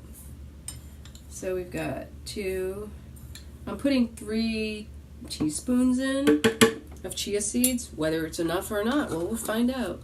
It's a holiday roll. Now, I want to add, so it's an aerobic bacteria, correct. I'm going to add some almond extract because I'm feeling that all of a sudden. 1, 2, 3, 4, 5, 6, 7, 8, 9, 10, 11, da, da, da, da, da, da. Electric company. Memories of all sorts of stuff been popping in my head lately. I'm going to add 5 drops of vanilla stevia. 1, 2, 3, 4, 5. 5 drops of vanilla. Vanilla. And then we're going to do, we've got the butterscotch toffee stevia. And this gives it a little bit more chocolatey, butterscotchy flavor. And I'm going to add 1, 2, 3, 4, 5, 6, 7, 8. Okay, 8 drops of that.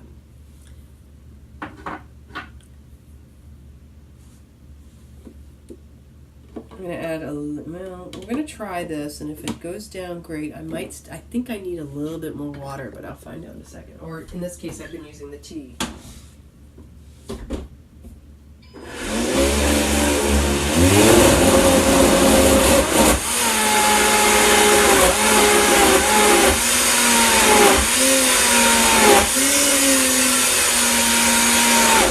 This is so cool.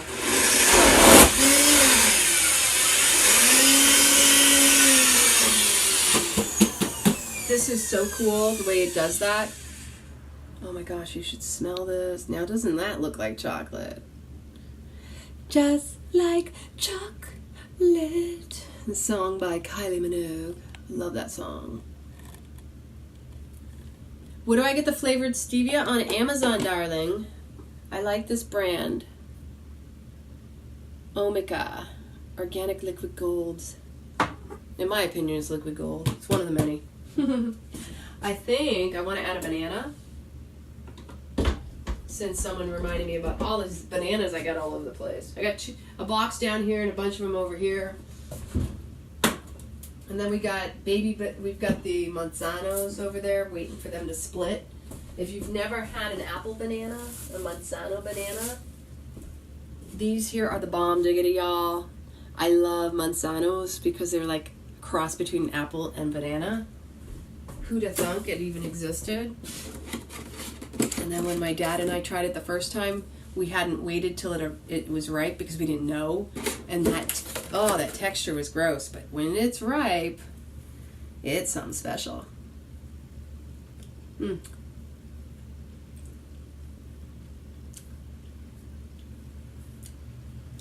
Yogi Bhajan actually says that the threads inside the banana are very, very good for you.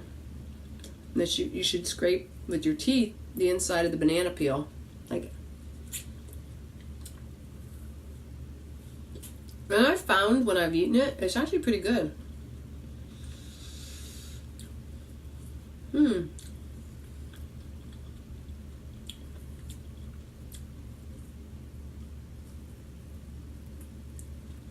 I don't know. That's a good question. Apparently they've got those special bananas there, but I don't. It's been years since I've been to Hawaii. Years ago, my sister was living there because of her husband being stationed there. But I was there when I was in the middle of my tour. It's supposed to whiten your teeth. I've heard that. I was there in the middle of my mid-tour, we called it, when I was stationed in Korea. I might do a second banana in here. Why not? Okay, we're going to do 2 bananas.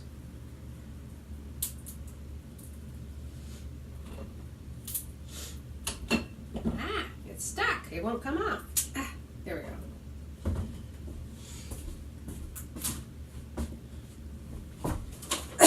go. Nanner time, peeps. Is this considered ripe for y'all, or is that too ripe? This is actually the best way to get it. You should have brown spots. I even like it to get a little bit more brown because it sweetens more. Not mushy, because it doesn't get mushy, but it gets sweeter.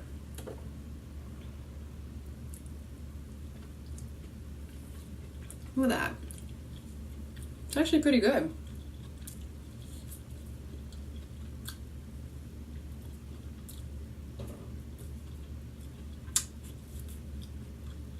apparently there's a lot of nutrients in that, which makes sense.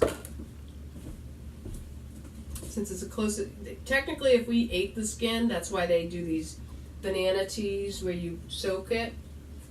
If you eat the skin of any fruit or vegetable, haven't you noticed that's where all the silica and all the good stuff is? Which is the unfortunate part about everything being sprayed with pesticides and waxes and who knows what. Growth inhibitors. It's crazy. Yeah, I eat the strings sometimes. It's crazy because we can't even eat the skins anymore. So it's like, you can't eat anything without the skins. That's the best, that's the combination of it, what gives it the full flavor of it. I love my Meyer lemons when I get my Meyer lemons because I can eat the skins on those because I know where they came from. They're grown out back. I don't have to worry about somebody spraying them or putting anything on them because I'm the one doing it. So let's blend this baby up. I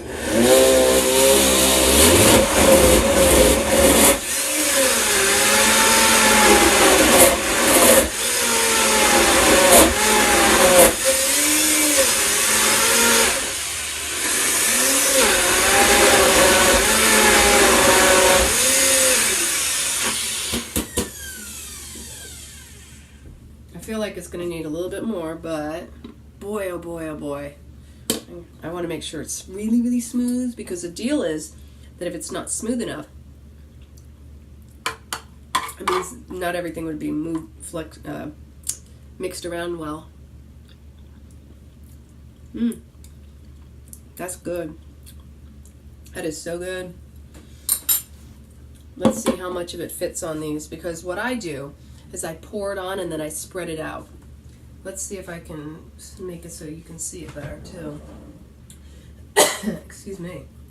So I'm going to need my spatula. I think I used this one last time. This is a delicate, loving process, as you noticed. Has it been 2 hours already? Oh my gosh. You know me. Like I said, when I get in the kitchen, you never know how long this is going to take. So I have all of these pre-cut parchment paper. And what I'm going to do to create a space where you can hopefully see me, looky, looky, looky though, it's like chocolate pudding. I think you could even eat it like this personally.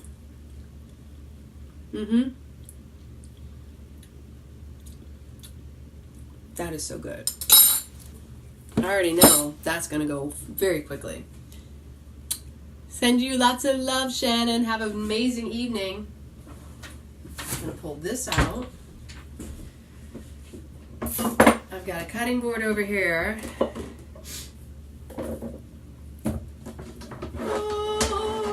And I'm going to, on top of that cutting board, can you see that now? See where that red tray is? Okay, we can do this.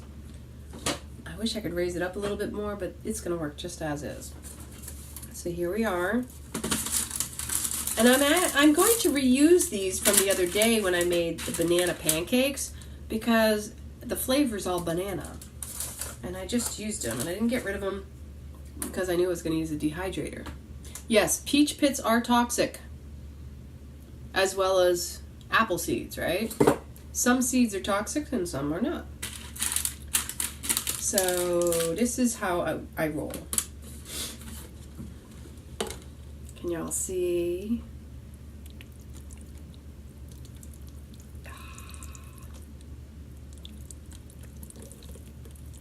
Oh. Okay, now I kind of know how much is going to fit on this because I did this already once before. 2 pitchers will yield me 4 of these trays. So this is the first one. That means I'm going to get 2 of these round trays together. But first, we're going to smooth it out. And me and my perfectionist self, the cool thing is that because it's got kind of a gel consistency, because the chia seeds are going to help bind it all together and make it stick and become a whole sheet, I'm going to spread it out. And it's cool because it doesn't just drip. It spreads out really easily. I think I ended up having to dehydrate them for quite a while too. A little bit longer than I anticipated. And if I have too much, I can always put it on the next one. I think I put too much just looking at it. here we go. I'll just take some off. The cool thing is that the parchment paper is better than a regular wax paper because it really just comes off nice and smooth. I'll show you in a moment. Hopefully I can do this quick enough. It's kind of like this loving process. I'm patting it down. Can you all see what I'm doing?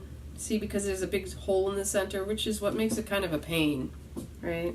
I think I can get rid of some more of this because I put too much. I might get 3 out of this one. Actually, I think I will get 3. I still got some more SCOBYs to work with. I don't know, Irene. Maybe I will. I really, the only reason I haven't done it is because it's a huge labor. And it is a labor of love. It's just very time consuming. And smaller businesses, it's harder than a bigger business. And just to get started up, it can be quite the process, especially because there's that whole element of, the potential of alcohol byproduct, which the drug and alcohol and tobacco like to basically get some money from. So, yeah, that's more than I thought I was going to need.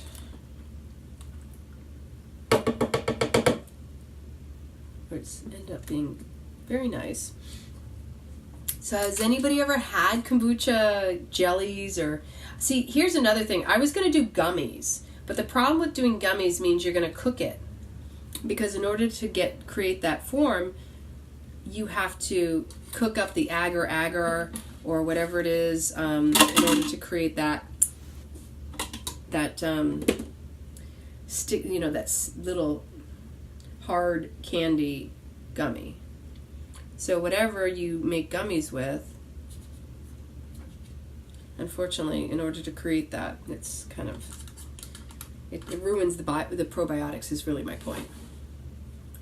But and here's the thing. I knew some people who talked about, we made jerky with this. So you could, like, for Buddy, for example, I could make up some doggy jerky treats. Although I have a feeling that between me and Tom, we'll probably eat them. He'll never see them.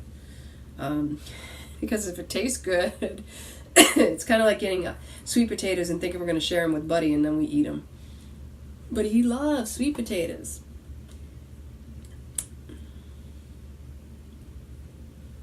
See, animals can eat just the same as us. It's not ideal that we project what we think they'll eat or should eat. My angel used to love eating whatever I gave her until years, some things she changed her mind. She wasn't too crazy about anymore. The pizza bones. I used to give her the pizza bones when I'd go to pizza restaurants. And after time, she's like, no, I want the real stuff. She didn't just like the sweet, the bones of the pizza. She wanted like the sauce and the cheese, which I get. She's like, no, don't give me that. Give me the good stuff. I'm good with, all of it. She was quite the lived dog. She had a good puppy life. So I set my dehydrator to 115. See what I'm doing? I'm creating basically this big old patty. Depending on how smooth it is and how thick it is how long it'll take. Ooh, hello. I might have put a hole through it. Just making sure it didn't hit the floor. But clearly there's a hole in that. Whoopsie. So it got wet. Can you all see this right here? You got a hole in it. Which is hilarious. I'm sure it'll be fine. It's all good. Good. Yes, I'm a huge Jim Carrey fan. Not so much the Dumb and Dumbers, just some of the humorous stuff. Like I loved Mask. Mask was done. The Mask one. What was it called? That movie that he was in, where he had that mask. Charlize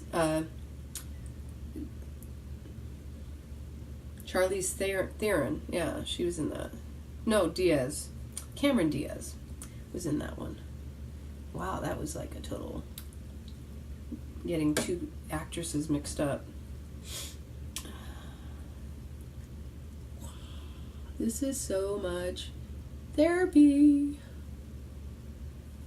So when my crazy mind goes to town, me being in the kitchen can be a good moment for me to reflect upon my thoughts and know where I'm at in my mind. I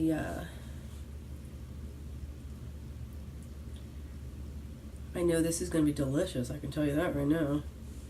It already is, actually, as it is. See, I have this... What's the best thing you spread today, baby? my fruit leather. That kind of sounded dirty, didn't it? Ooh.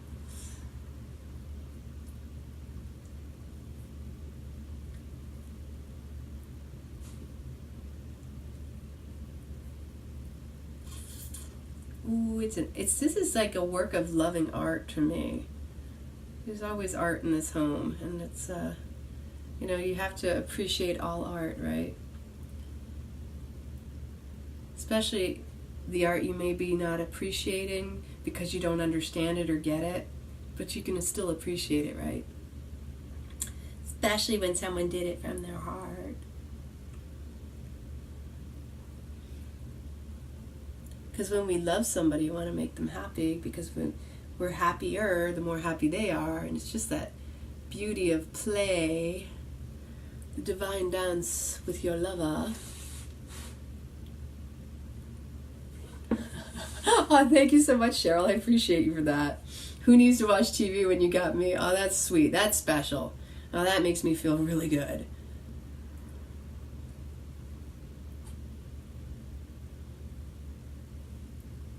Yeah, today's Kriya, I hope you all appreciate it. If you're in a cold area, should have warmed you up. Feeling the heat, right? Because Yogi Bhajan says we should sweat at least 10 minutes a day. Moving those arms, get that lymphatic draining.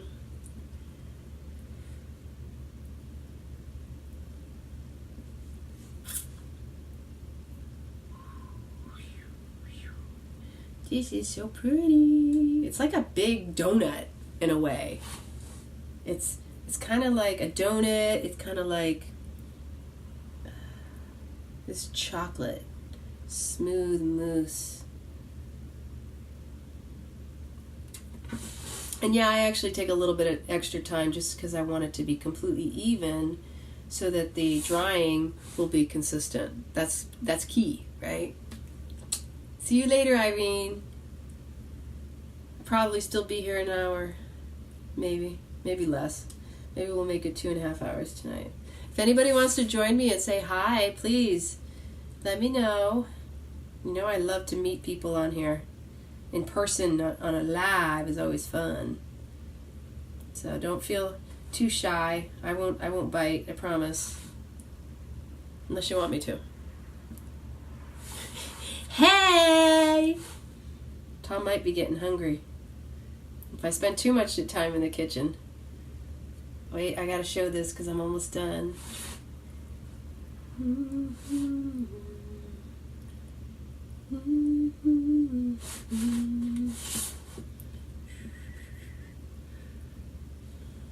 You should have seen me scrambling before I left for solstice last month. It was the funniest thing. Between having had that lingering congestion and trying to neti and pack and make sure I did the food, it was cray in the house. And so here we are. Can y'all see? This is the first tray of kombucha chocolate banana. This is a fruit leather. Coffee, chocolate, banana. We're going to turn this on. Actually, I'm going to have to plug it in for that to work. That's just the obvious solution for why it wasn't going to work. I'm going to put this on the bottom.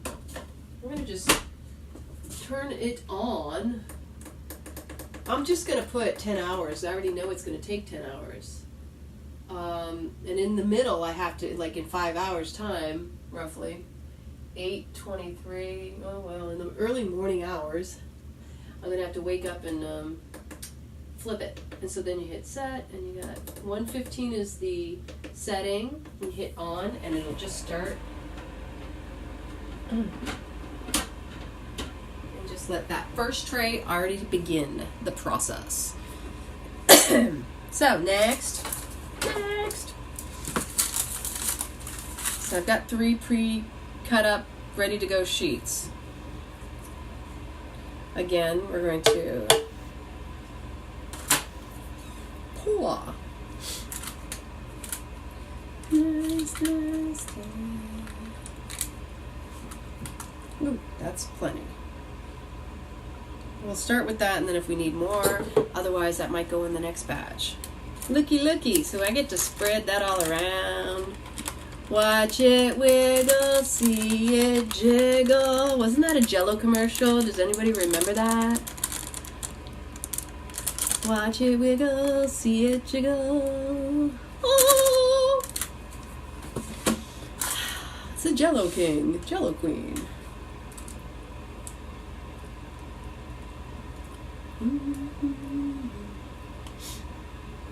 Any special requests out there? Would you like me to sing something? Say something silly. You got a joke.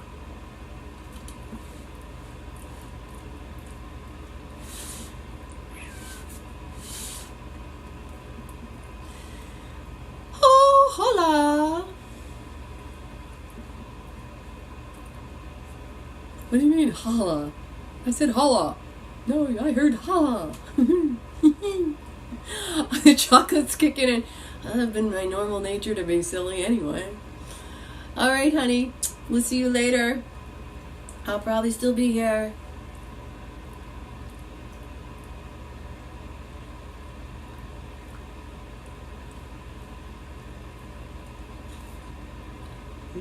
Nice day. I've got the song in my head. This is kind of cool. What do you want me to sing?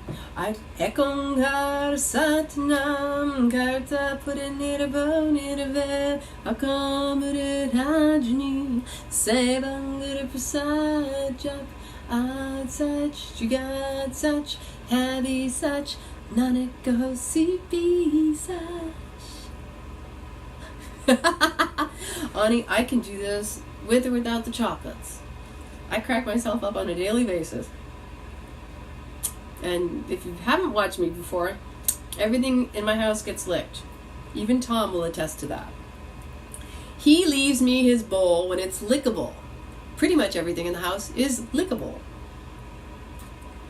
My girlfriend said she gauges her food to whether or not she'd buy it. Oh, that's sellable, right? My thing is this: is it lickable? If it's lickable, I say yes.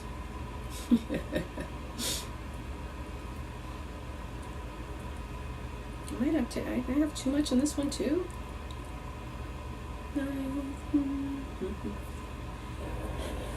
It's a good thing. It's a great quality to have, especially when you know your stuff is good.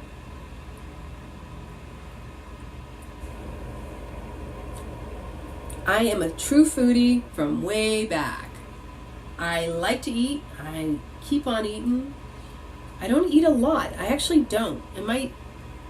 I probably graze a lot, but during the day I don't eat until like in the afternoon most of the times. Although having Tom around has changed that a little bit, because I know he does an intermittent fast like I do. Because intermittent fasting means you're not consuming food, you're just drinking the water until like another hour later in the day. I had started doing it, and you know what? I did notice it kind of changed up my moon cycle a little. I'm still on the fence of whether or not it's advisable, because I've read some things in Yogi Bhajan's teachings and other places I've researched about how women, biologically, because we have so many changes going in our body, I'm not going to say it's right or wrong, because I'm still, I'm kind of like my own work in progress, and I'll test it out myself, and I still am, that, we have the seed. It creates, not the seed, the eggs. We have the eggs, and then the eggs shed, and the lining, the uterus, and all this stuff that every week we go through a different cycle. And here we are if we're not getting the nutrients, it would be best to align with whatever's going on in our cycles, right?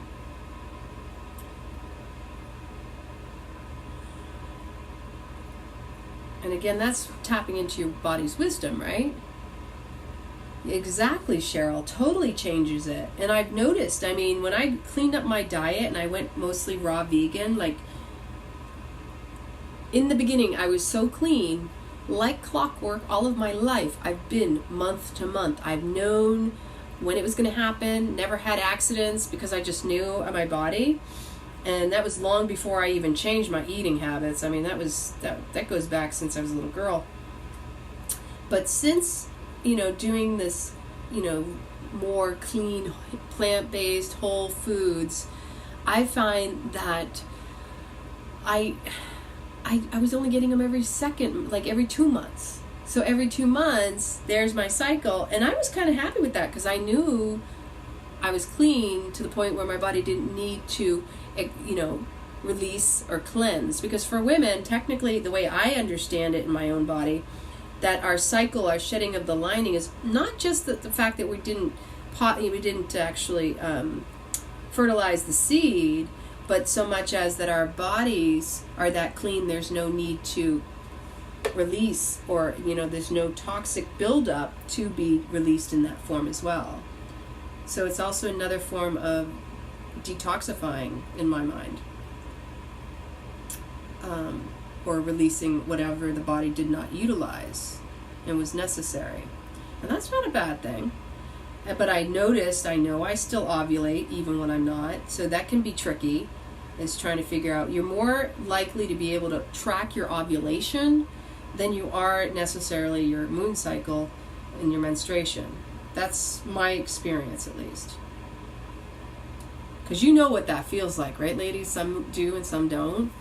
And here's the other thing. I mean, it's Christiane Northrup, a lot of her amazing work. And she also, from my understanding, follows Kundalini yoga practices as well.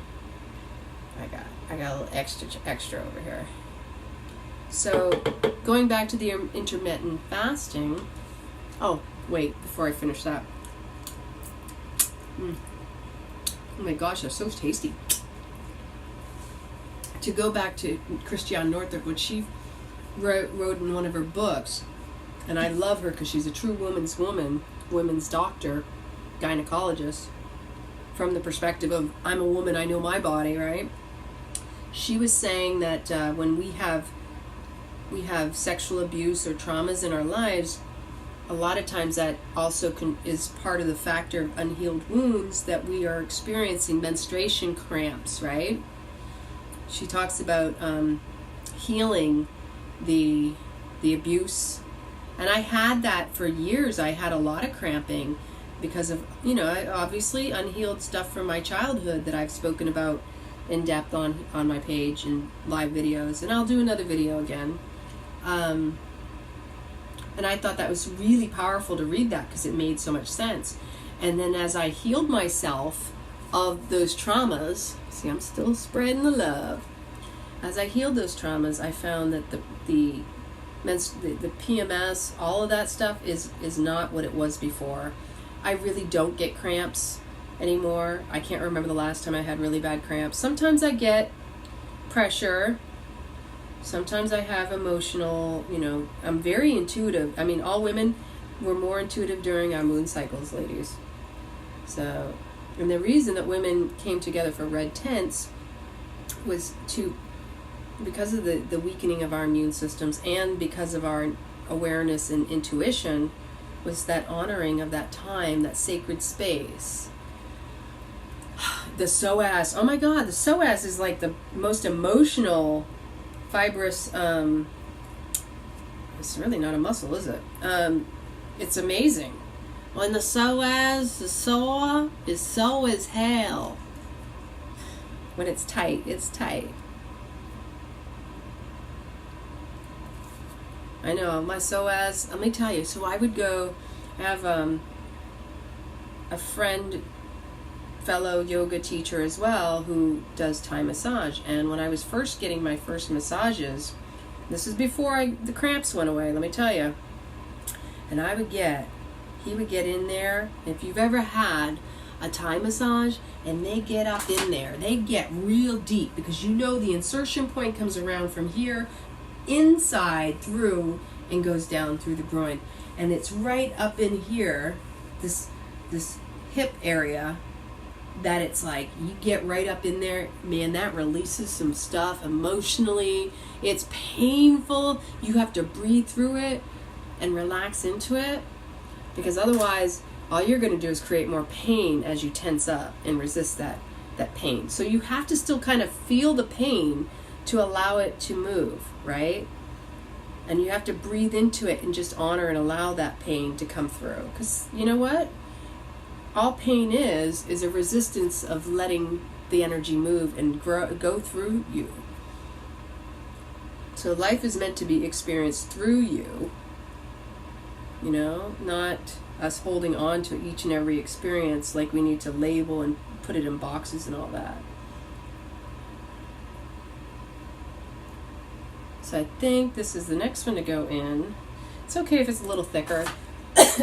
It does take, you know, to get it to harden evenly, because I found the last time I did this, if there's a wet spot here and a wet spot there, you got to let it sit until it's, because it will peel off of the parchment paper really nicely. And so I pick up this bottom tray, and I'm going to put this as the bottom one.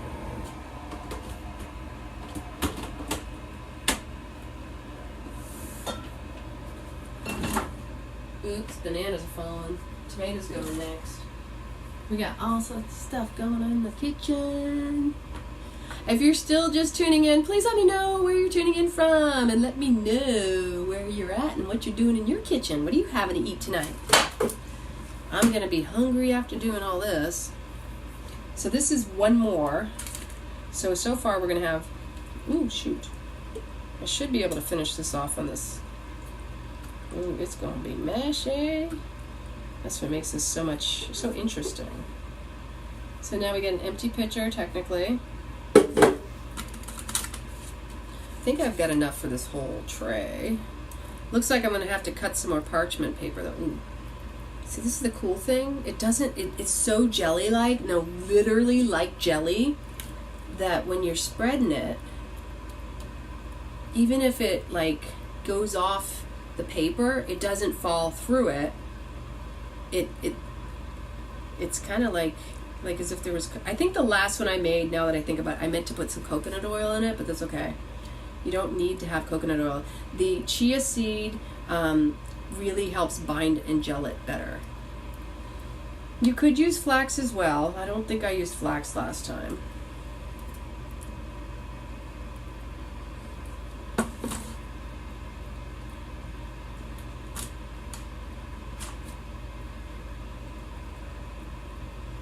It's fun to experiment. What do y'all do experimenting in your kitchens? Do you have any special, like you tried it and you didn't expect it, but you were curious and you did it anyway, and then it turned out like to be amazing, the raddest, coolest thing ever? Please share below. I love stuff like that, because that's kind of how this evolved. I knew I wanted to try making the SCOBY jerky, the leather, the fruit, the best, most optimal, yummy, whole food version of a fruit roll-up, just to have snacks around the house. And sure enough, this turned out to be a major hit. Almond butter cacao smoothie with spinach. Oh, heck yeah. I'm on top of that one. I've had that. I absolutely adore, and especially when if you can get the sprouted almond butter, is the best. It's the bomb. Diggity! It's amazing that so much you can hide spinach in, right? You can get your greens, just hide them in your smoothies, or even when you make like a fruit. I've done like the avocado mousse and put some spinach in it too. The avocado chocolate mousse, for example. Looky. See, it gets a little bit easier and goes a lot faster as I do this for a second time. It looks like I'm putting frosting on a cake, actually. Am I feeling the effects of the chocolate? A little. Sometimes I build up a tolerance too. That's the other thing. I'm like, dude, did I have that chocolate? Am I an alien? I just feel like I do normally. Or maybe I'm just still high from the other day. I don't know. I say high, it's really not high. I'm just comfortably numb, pleasantly buzzed, in my happy bliss. Oh, please hashtag that one.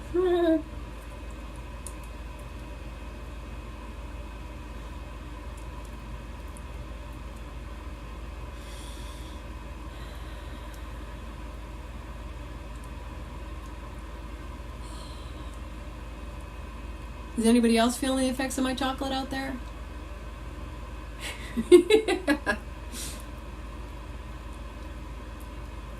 Sometimes you can get a contact high from people, please. I just want you to know, if you're really connected to somebody, they'll feel your effects. I've felt people's stuff and gone, oh, that must be interesting for you, because I can feel it. In fact, when I was in winter solstice, and that's the cool thing about my little, my beautiful friend Chadanatma, is he's such an amazingly evolved soul. He totally impresses me. And we'll have conversations and look at each other like, oh, I felt that. Like, I don't know about y'all, but like I really feel the energy shifting in rooms, and sometimes I'll pick up on something and I'll be like, okay, at least I have some people I can ask this question and I won't have a funny look. I'm like, did y'all feel that energy shift in the room? And they're like, yeah, I did too. You know, it's communicating that you're going to really find you're not alone. I realized I'm not alone. Ooh-wee-oo. Do y'all believe in aliens? Come on. You can tell me. I won't laugh at you, and I won't make fun of you, and I won't make up any silly stories to make you feel like that's a bad thing to like think that they exist. And maybe they do. I don't know. You laughing at me because I asked if you liked aliens. Come on. Where's the hearts for the aliens? Ooh, yeah, right? So what I do is I made the other day, I made up some coconut yogurt, which reminds me, that's the other thing I need to make because I got more coconut in there.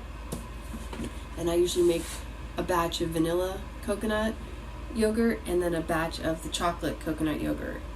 I think these right here, these fruit roll-ups, they're totally going to make up perfectly for the fact that I am not going to get to that tonight.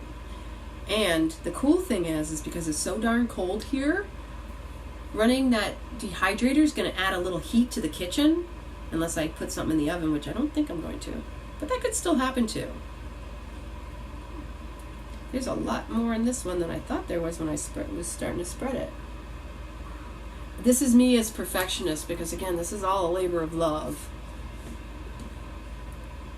If you ever get to try any of my goodies, just know there's always some serious love action going on in behind the scenes. Especially if I share with you. That means I like you, and I value you, and appreciate you.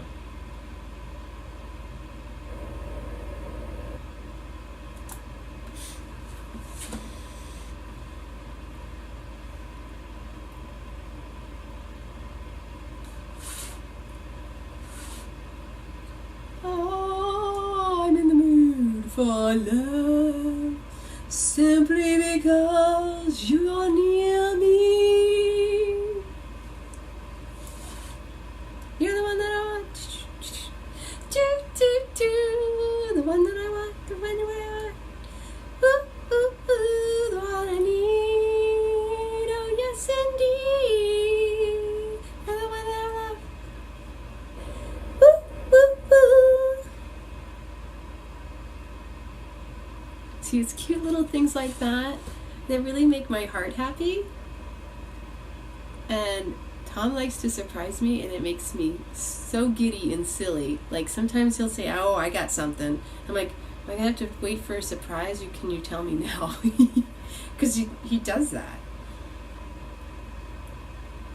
And it's one of the elements that I really, really value and appreciate on a daily basis. Is every day I'm getting a surprise and a belly laugh. And huggies, my butterfly huggies.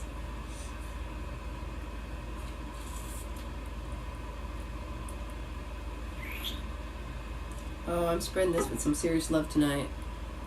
And I'm going to still have to do a couple more trays, but I'm going to have to cut some more of the... And remember, these are coffee. These are coffee and chocolate. Not just chocolate. They're coffee and chocolate. A little bit of coffee. Coffee. Coffee. Coffee. Coffee. Depends on where you're from. My aunt used to work... What did they call it before it was Dunkin' Donuts? She used to work at a donut place back when we lived in Massachusetts. Somewhere in Boston. I don't know where. Maybe it was just Tewksbury because she lived out in Tewksbury. And still does, actually. And I'll never forget my favorite with the Boston cream and the eclair. But the Boston... Right, coffee.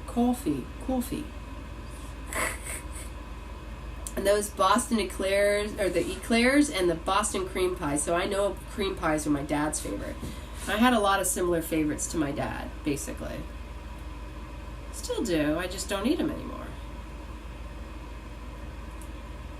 But I can appreciate the flavor that it gave my mouth at the time. And most often, the foods that I found myself most addicted to were really foods that I was holding some common emotional bond with.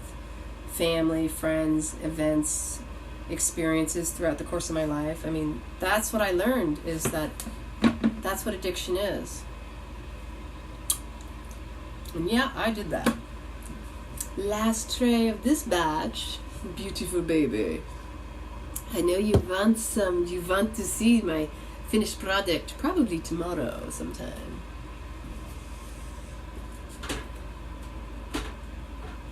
Oh, hello. So we're going to take the top. So there's an extra tray. And this is the cool thing about these types of dehydrators. Take the extra trays out. You don't need none of that in there. It's just going to fill up more space and it's not going to dry as quickly. It dries quicker without the extra trays. And so now we have 3 trays. And here's what we got left for kombucha. SCOBYs. That's a lot. I have how many trays left? 2 more trays. That's pushing it. I might be able to get more than that actually, but I don't want to do that much. Thank you, Nikki. It really is a seriously concerted effort to do that. A lot of work. Alright, so if I do that piece there, I'd like to do it all, honestly. But I have a feeling I'll have all this extra, and I don't necessarily want to lose it all. I have an idea. It'll come. So we've got, I'm going to do another one of chocolate. See, here's the cool thing. I also have orange extract. Have you ever had orange chocolate? But it's coffee too, so I have to keep that in mind. Coffee and orange, could be. And you know what I wish I had is strawberry. Strawberry extract would be ideal. Oh, Christine, I've done this before. We have posted. Okay, so in the past we posted the berry ones, and I know we did it with a picture in the group. But this particular one, hopefully somebody wrote it down. I haven't really had a chance to write it down, but I will. I'll do my best. How about that? Now, I need to cut more parchment paper to be able to fill up these last 2 trays, and I need to always have an extra one just because I want to make sure that I have something to trace it on. So this was my perfect round one. Look how perfect that is. I'm going to do 2 more. What I like to do is to take the circle, put it on top, and then go straight across right at the end so that I'm not getting too much extra, because you don't want more, and then I'm also about not wasting. I don't like to waste. Yeah, the chocolate kicked in, by the way. I'd been good all day. I hadn't eaten a whole lot either. What did I eat today? I had a smoothie with a little "this bud's for you." That was really yummy too. So there's the end of there.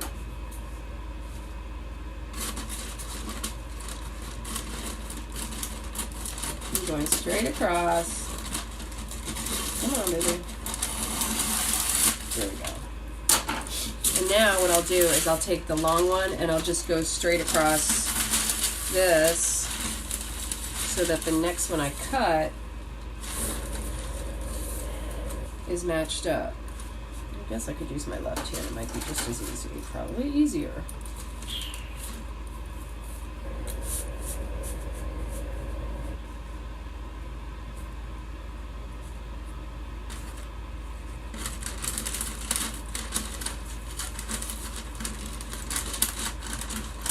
Oh, I didn't pull it taut enough. Oh, what it does. Sometimes it takes a couple hours. How do you get rid of the dryness in the air?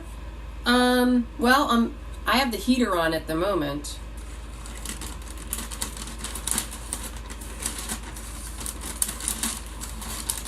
I was trying to get this go straight across, but it's not going to because now it will. Okay. Yeah, here in Florida, because it's the cold season, it's really dry in the house. In fact, that's one of the reasons I think my sinuses are acting funky, and I feel off and on itchy in the sense of the dryness. Dehydrated, thirst. Ugh, been super thirsty. All right, so drinking water is the other thing. Hydrate, right?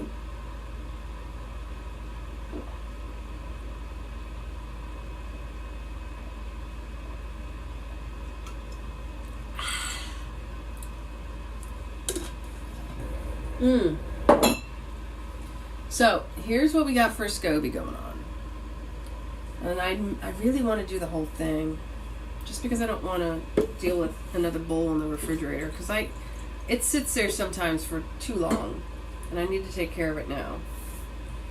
So this is my way to get shit done, is how I say it. And so I've got a little liquid on this one, but before I do that, what I'm going to do before I forget, because I'm doing two things at once, is my nature to do that. I'm going to take the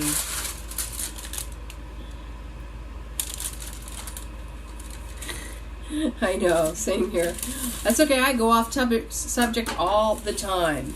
A bunch of you have been following around along with me and seen me, so you know I can easily go on a squirrel tangent, right? You'd have to pee a couple. I'm sure that's coming soon. I'm sure it's coming soon. I'm coming up on 3 hours, right? You do know my record is 4 hours, y'all. And it's only because I think Facebook limited it to 4 hours, because I could have kept on going too.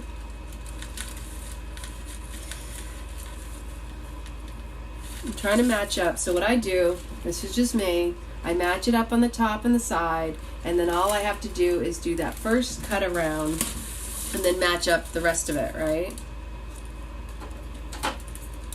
Okay, so here we go.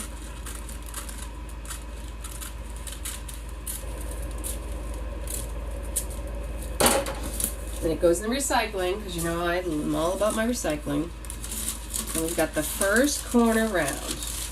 See, step-by-step instructions. I just made this stuff up.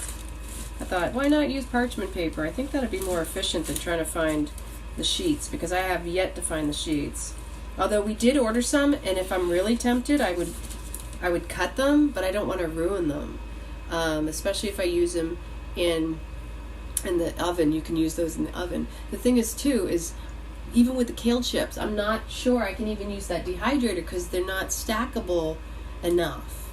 I mean, I'm going to try. I'm going to see how it works. I might be able to get it stacked so that they're okay. But it's messy. That's all I'm going to say. And we might even do the kale chips in the oven. And then if you remember in the beginning, when we were first doing the meal plan, for those of you who've been following along with the Ridiculously Authentic group, I made these kale patties, sweet potato kale patties that were the bomb. I brought them to my studio and everybody loved them. I didn't even get any. They were quickly gone, which was awesome. All right, so I'm having issues trying to line up this paper again. It'll work its way over here. So, all right, come on. All right, we'll go that way.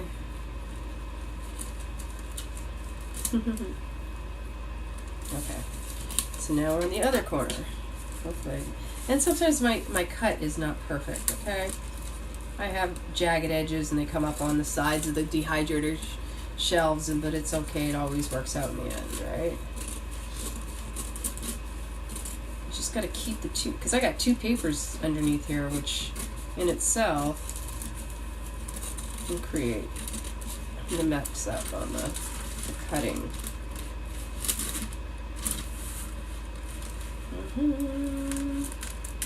I'm here to say the day. I've been having all sorts of old cartoons coming up when I was a kid. I used to love Mighty Mouse, Yogi Bear, Woody Woodpecker, Tom and Jerry, Looney Tunes, you name it. I was up early. I was one of those really early rising children that parents usually go, oh my God, my child wakes up before the break of dawn. Alrighty, the center's the harder part, to get that center perfect. In fact, I still need to cut along the edges of this one.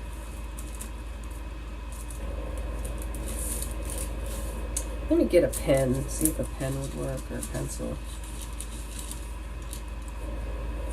Get this lined up in the bottom. I'm going to use a pen.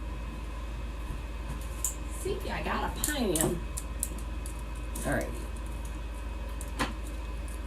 Do y'all have this problem at home? You cut up all the parchment paper. Alright. The cool thing is, I don't need the ink. I just make an indentation, which is what basically is happening at the moment. That was perfect. But the scissors fell underneath. Good evening, good evening. Welcome to my kitchen. I'm in Clearwater, Florida. Where are you tuning in from? Do you have any questions for me?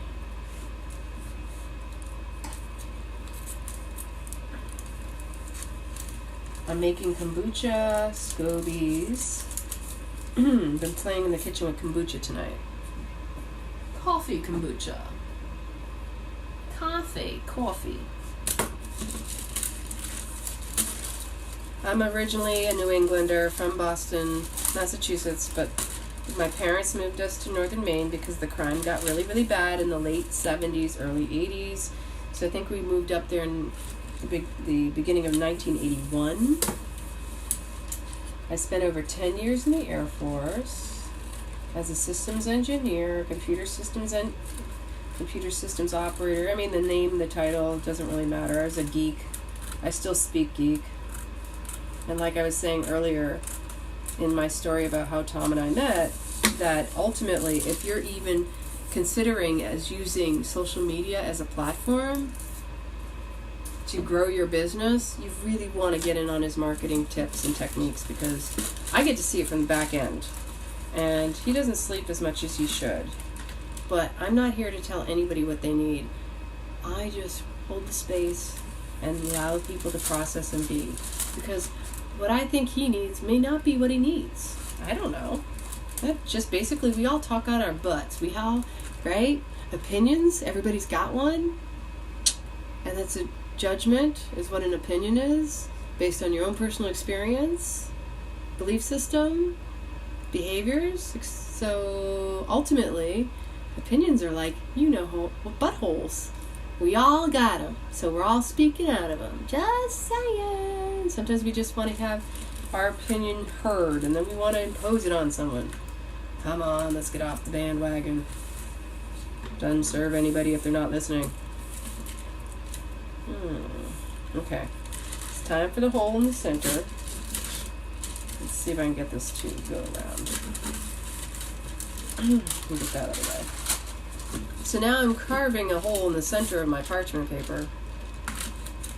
I know I could take some time doing things, but it is what it is. Tat Sat. It's perfectly divine, and I choose to see the divinity in each and every person, every situation, every experience.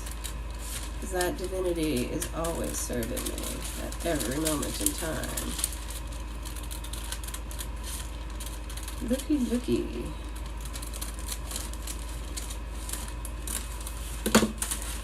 How cool is that?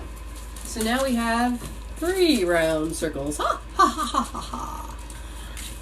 Yes, another one of those Muppet moments where the Count would reel his head back in laughter as he counted, right? Okay, so now we're going to make the last kombucha batch, and I'm going to put chocolate in there, just like I did the first time. The first time I used 3 tablespoons. This time, I'm not sure what we're going to use. Maybe 3, maybe 4. No, we're going to use, yeah, I think this one's going to be just slightly different. I always do that. I have to do something slightly different. And now, because this was the cacao, raw cacao, I also have carob, and I want to use a little bit of the carob. I wonder if this would be. Ooh, look at that. Emulsified MCT oil. I don't think I'm going to use that. I thought about it, though. We have the carob, and I'm going to do 2 tablespoons of the carob. So we'll have 3 different flavors going on in here. More water. Drink more water. That's what that's telling me.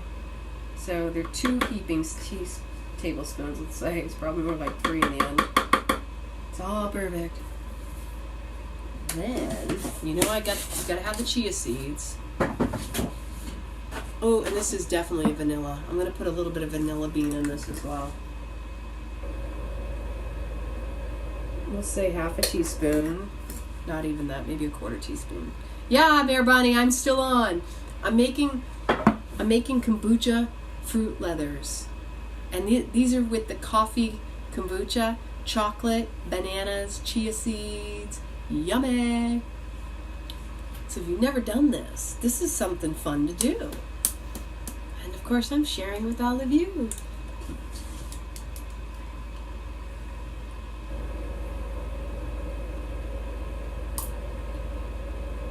Ten drops of the liquid stevia vanilla flavor.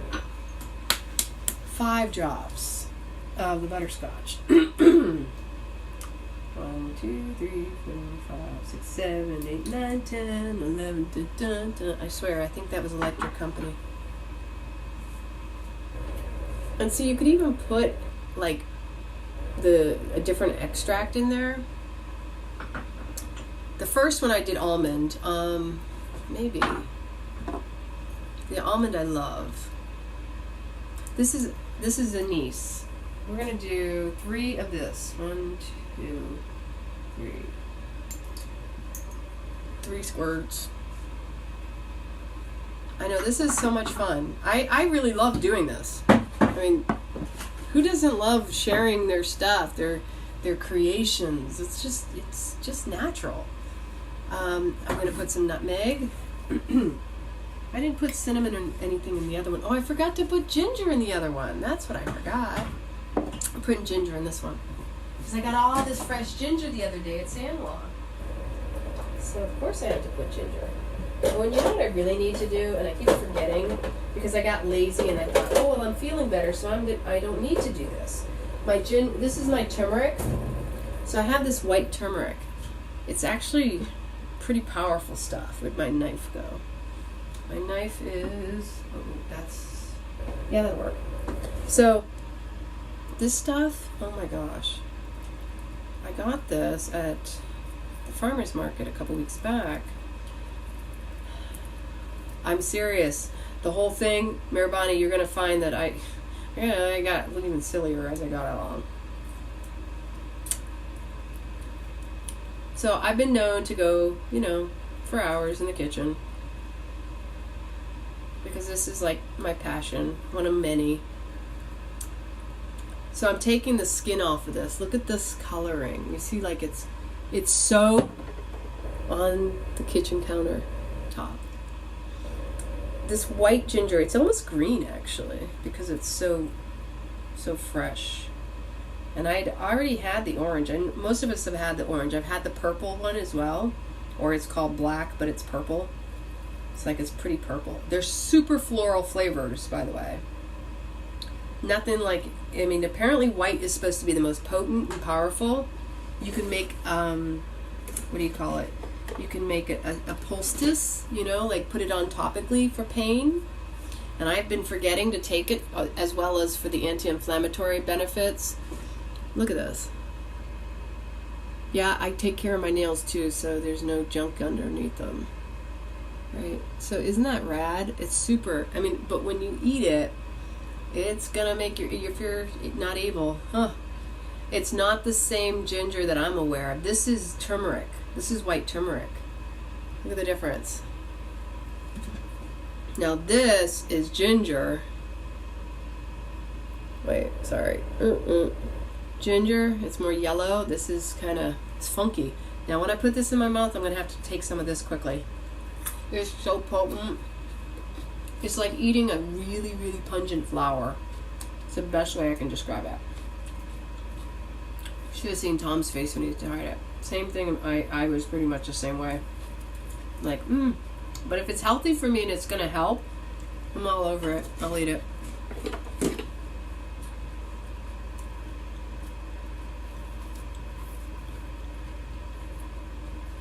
You might as well just keep on chewing it, because you're going to receive it more through your salivary glands than you would if you just swallowed it, which is why I try to chew. Now I'm just going to throw some ginger in there because it's really bad.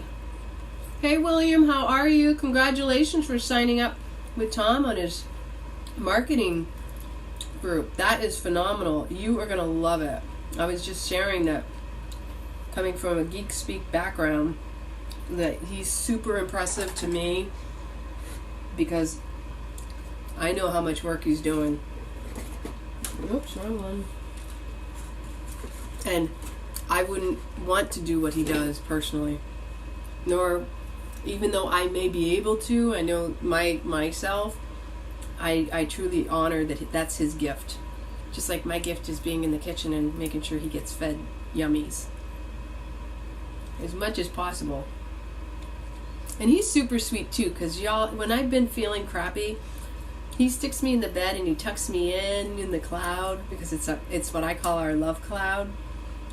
And he really takes care of me. And so he's a very good-hearted man. I'm very blessed. And every day I am so grateful that he said yes to coming down here. And both of us just embracing all of our funky, quirky cray-cray.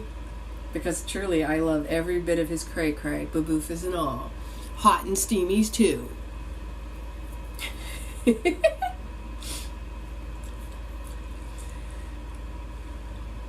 You realize when you love somebody, you don't hold anything against them. You just embrace it and honor it. Because truly, if you don't like something about somebody, that's not telling you about them. It's telling you about yourself.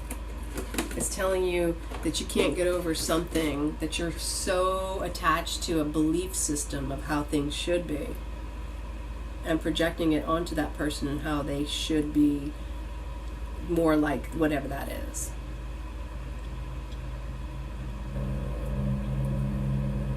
Because it's all the parts of us that make us the whole.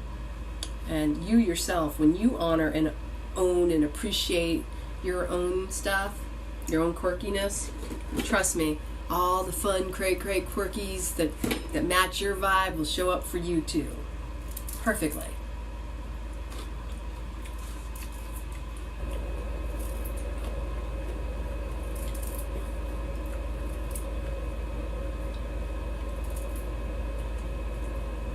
Does anybody want to come on live with me and say hi? You know I like to play, like to get to meet you. I can easily invite you if you like. Okay, but let me fix this up first while I'm thinking about it.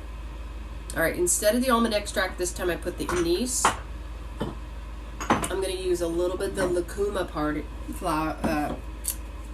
This is lucuma powder. Yeah, that chocolate, it kicked in. I'm going to go with a tablespoon of this because it's going to give it even more flavor. caramel, a little bit more caramel. I might put a banana, I might not. I just want to see how this turns out first. And then again, like I said before, oh, I'm telling you what, before we go there, that flavor is so powerful.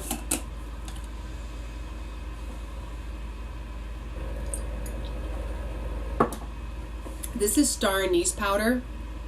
If you have apparently renal issues, this is not good for you. But this is good for the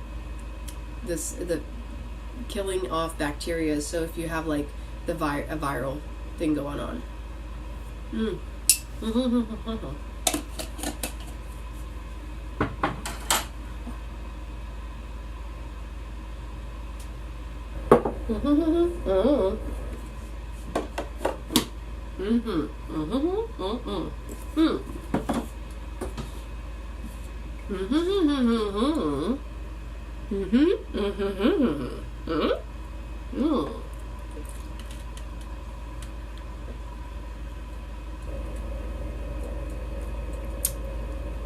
Coffee kombucha liquid.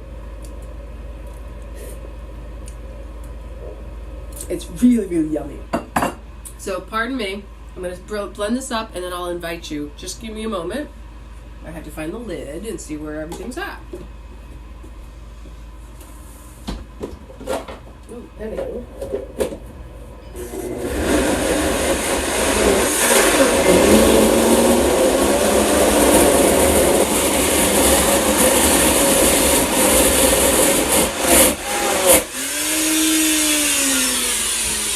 But you noticed I forgot to put the chia seeds. I forgot to put the chia seeds in there. So before, uh-oh, you think your camera's bad. What do you think's wrong with it? Is it because of the, it's old or? Ooh, hello. So let me just check this out first.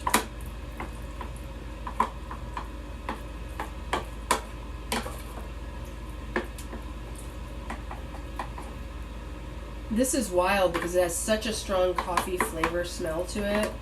I'm kind of stoked. I'm not going to do a banana in this one because I want it to just be the kombucha SCOBY.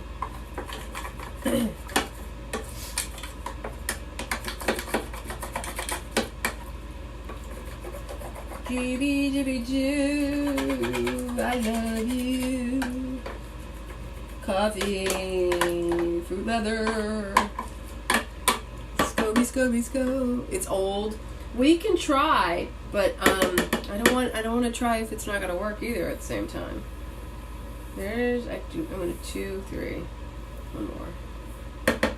So this is gonna get started. Let's see.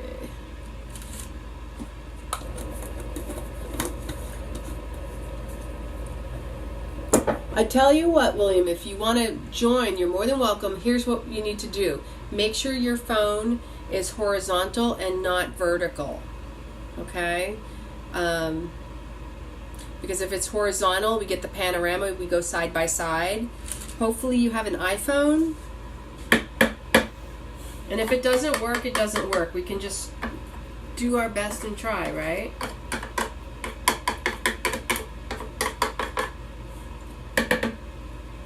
I'm gonna whip this up. See how this turns out now.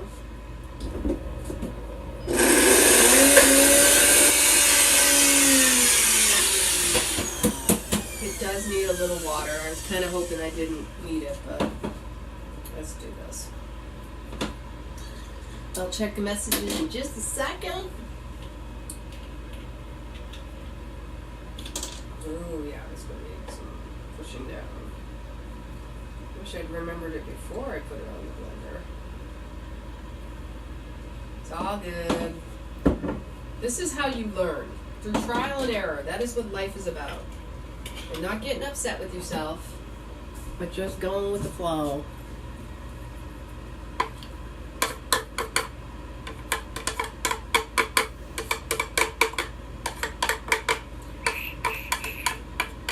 So chia seeds are really great for hydration as well. They're a little powerful seed. Very powerful seed.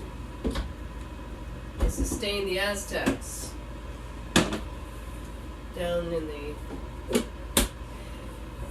when they would go on long hikes.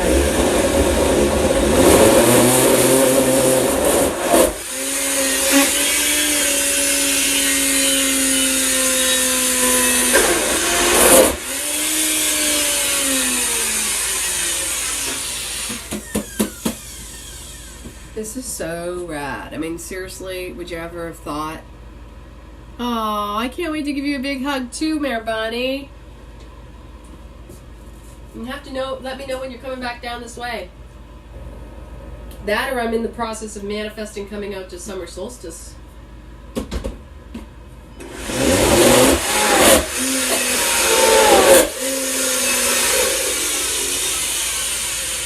might have gotten some. We're almost there. It's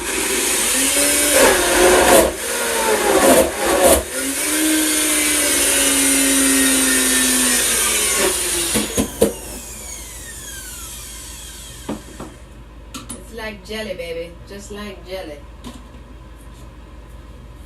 Just a hair more, and then let's see. Hey, I never said I wasn't gonna lick it. If you've noticed, I do lick the covers. I'm not holding back. That's just how I roll. It's just what I do when I'm in my kitchen doing stuff.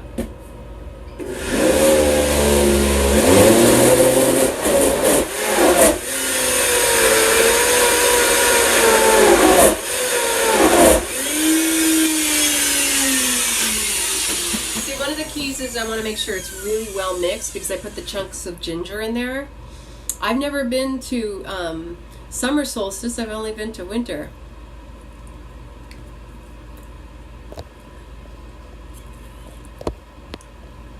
Wanted to check. Oh, it's your iPad's back. Okay, well, let me know when you come back, William. I may have to go soon too because of the bathroom deal, but let me just try this one more round, and then I'll spread it, and we'll see how this goes.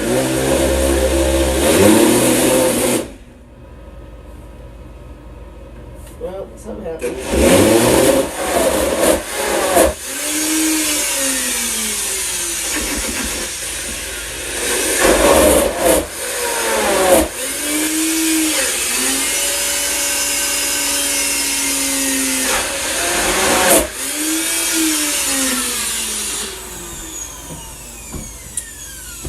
You know what, y'all? I don't think I'm gonna make it. I'm gonna use the bathroom. But y'all know how much I love you. I just wanted to tell you, I'm gonna do 2 more trays, and then whatever's left over, I'll let you know what I do with that. I might stick it in the oven on one of the dehydrator sheets that I have. And I hope you're all having an amazing evening. I love you from the bottom of my heart. Thank you for sharing this time with me. I'm gonna do a little love spin boom. Boom!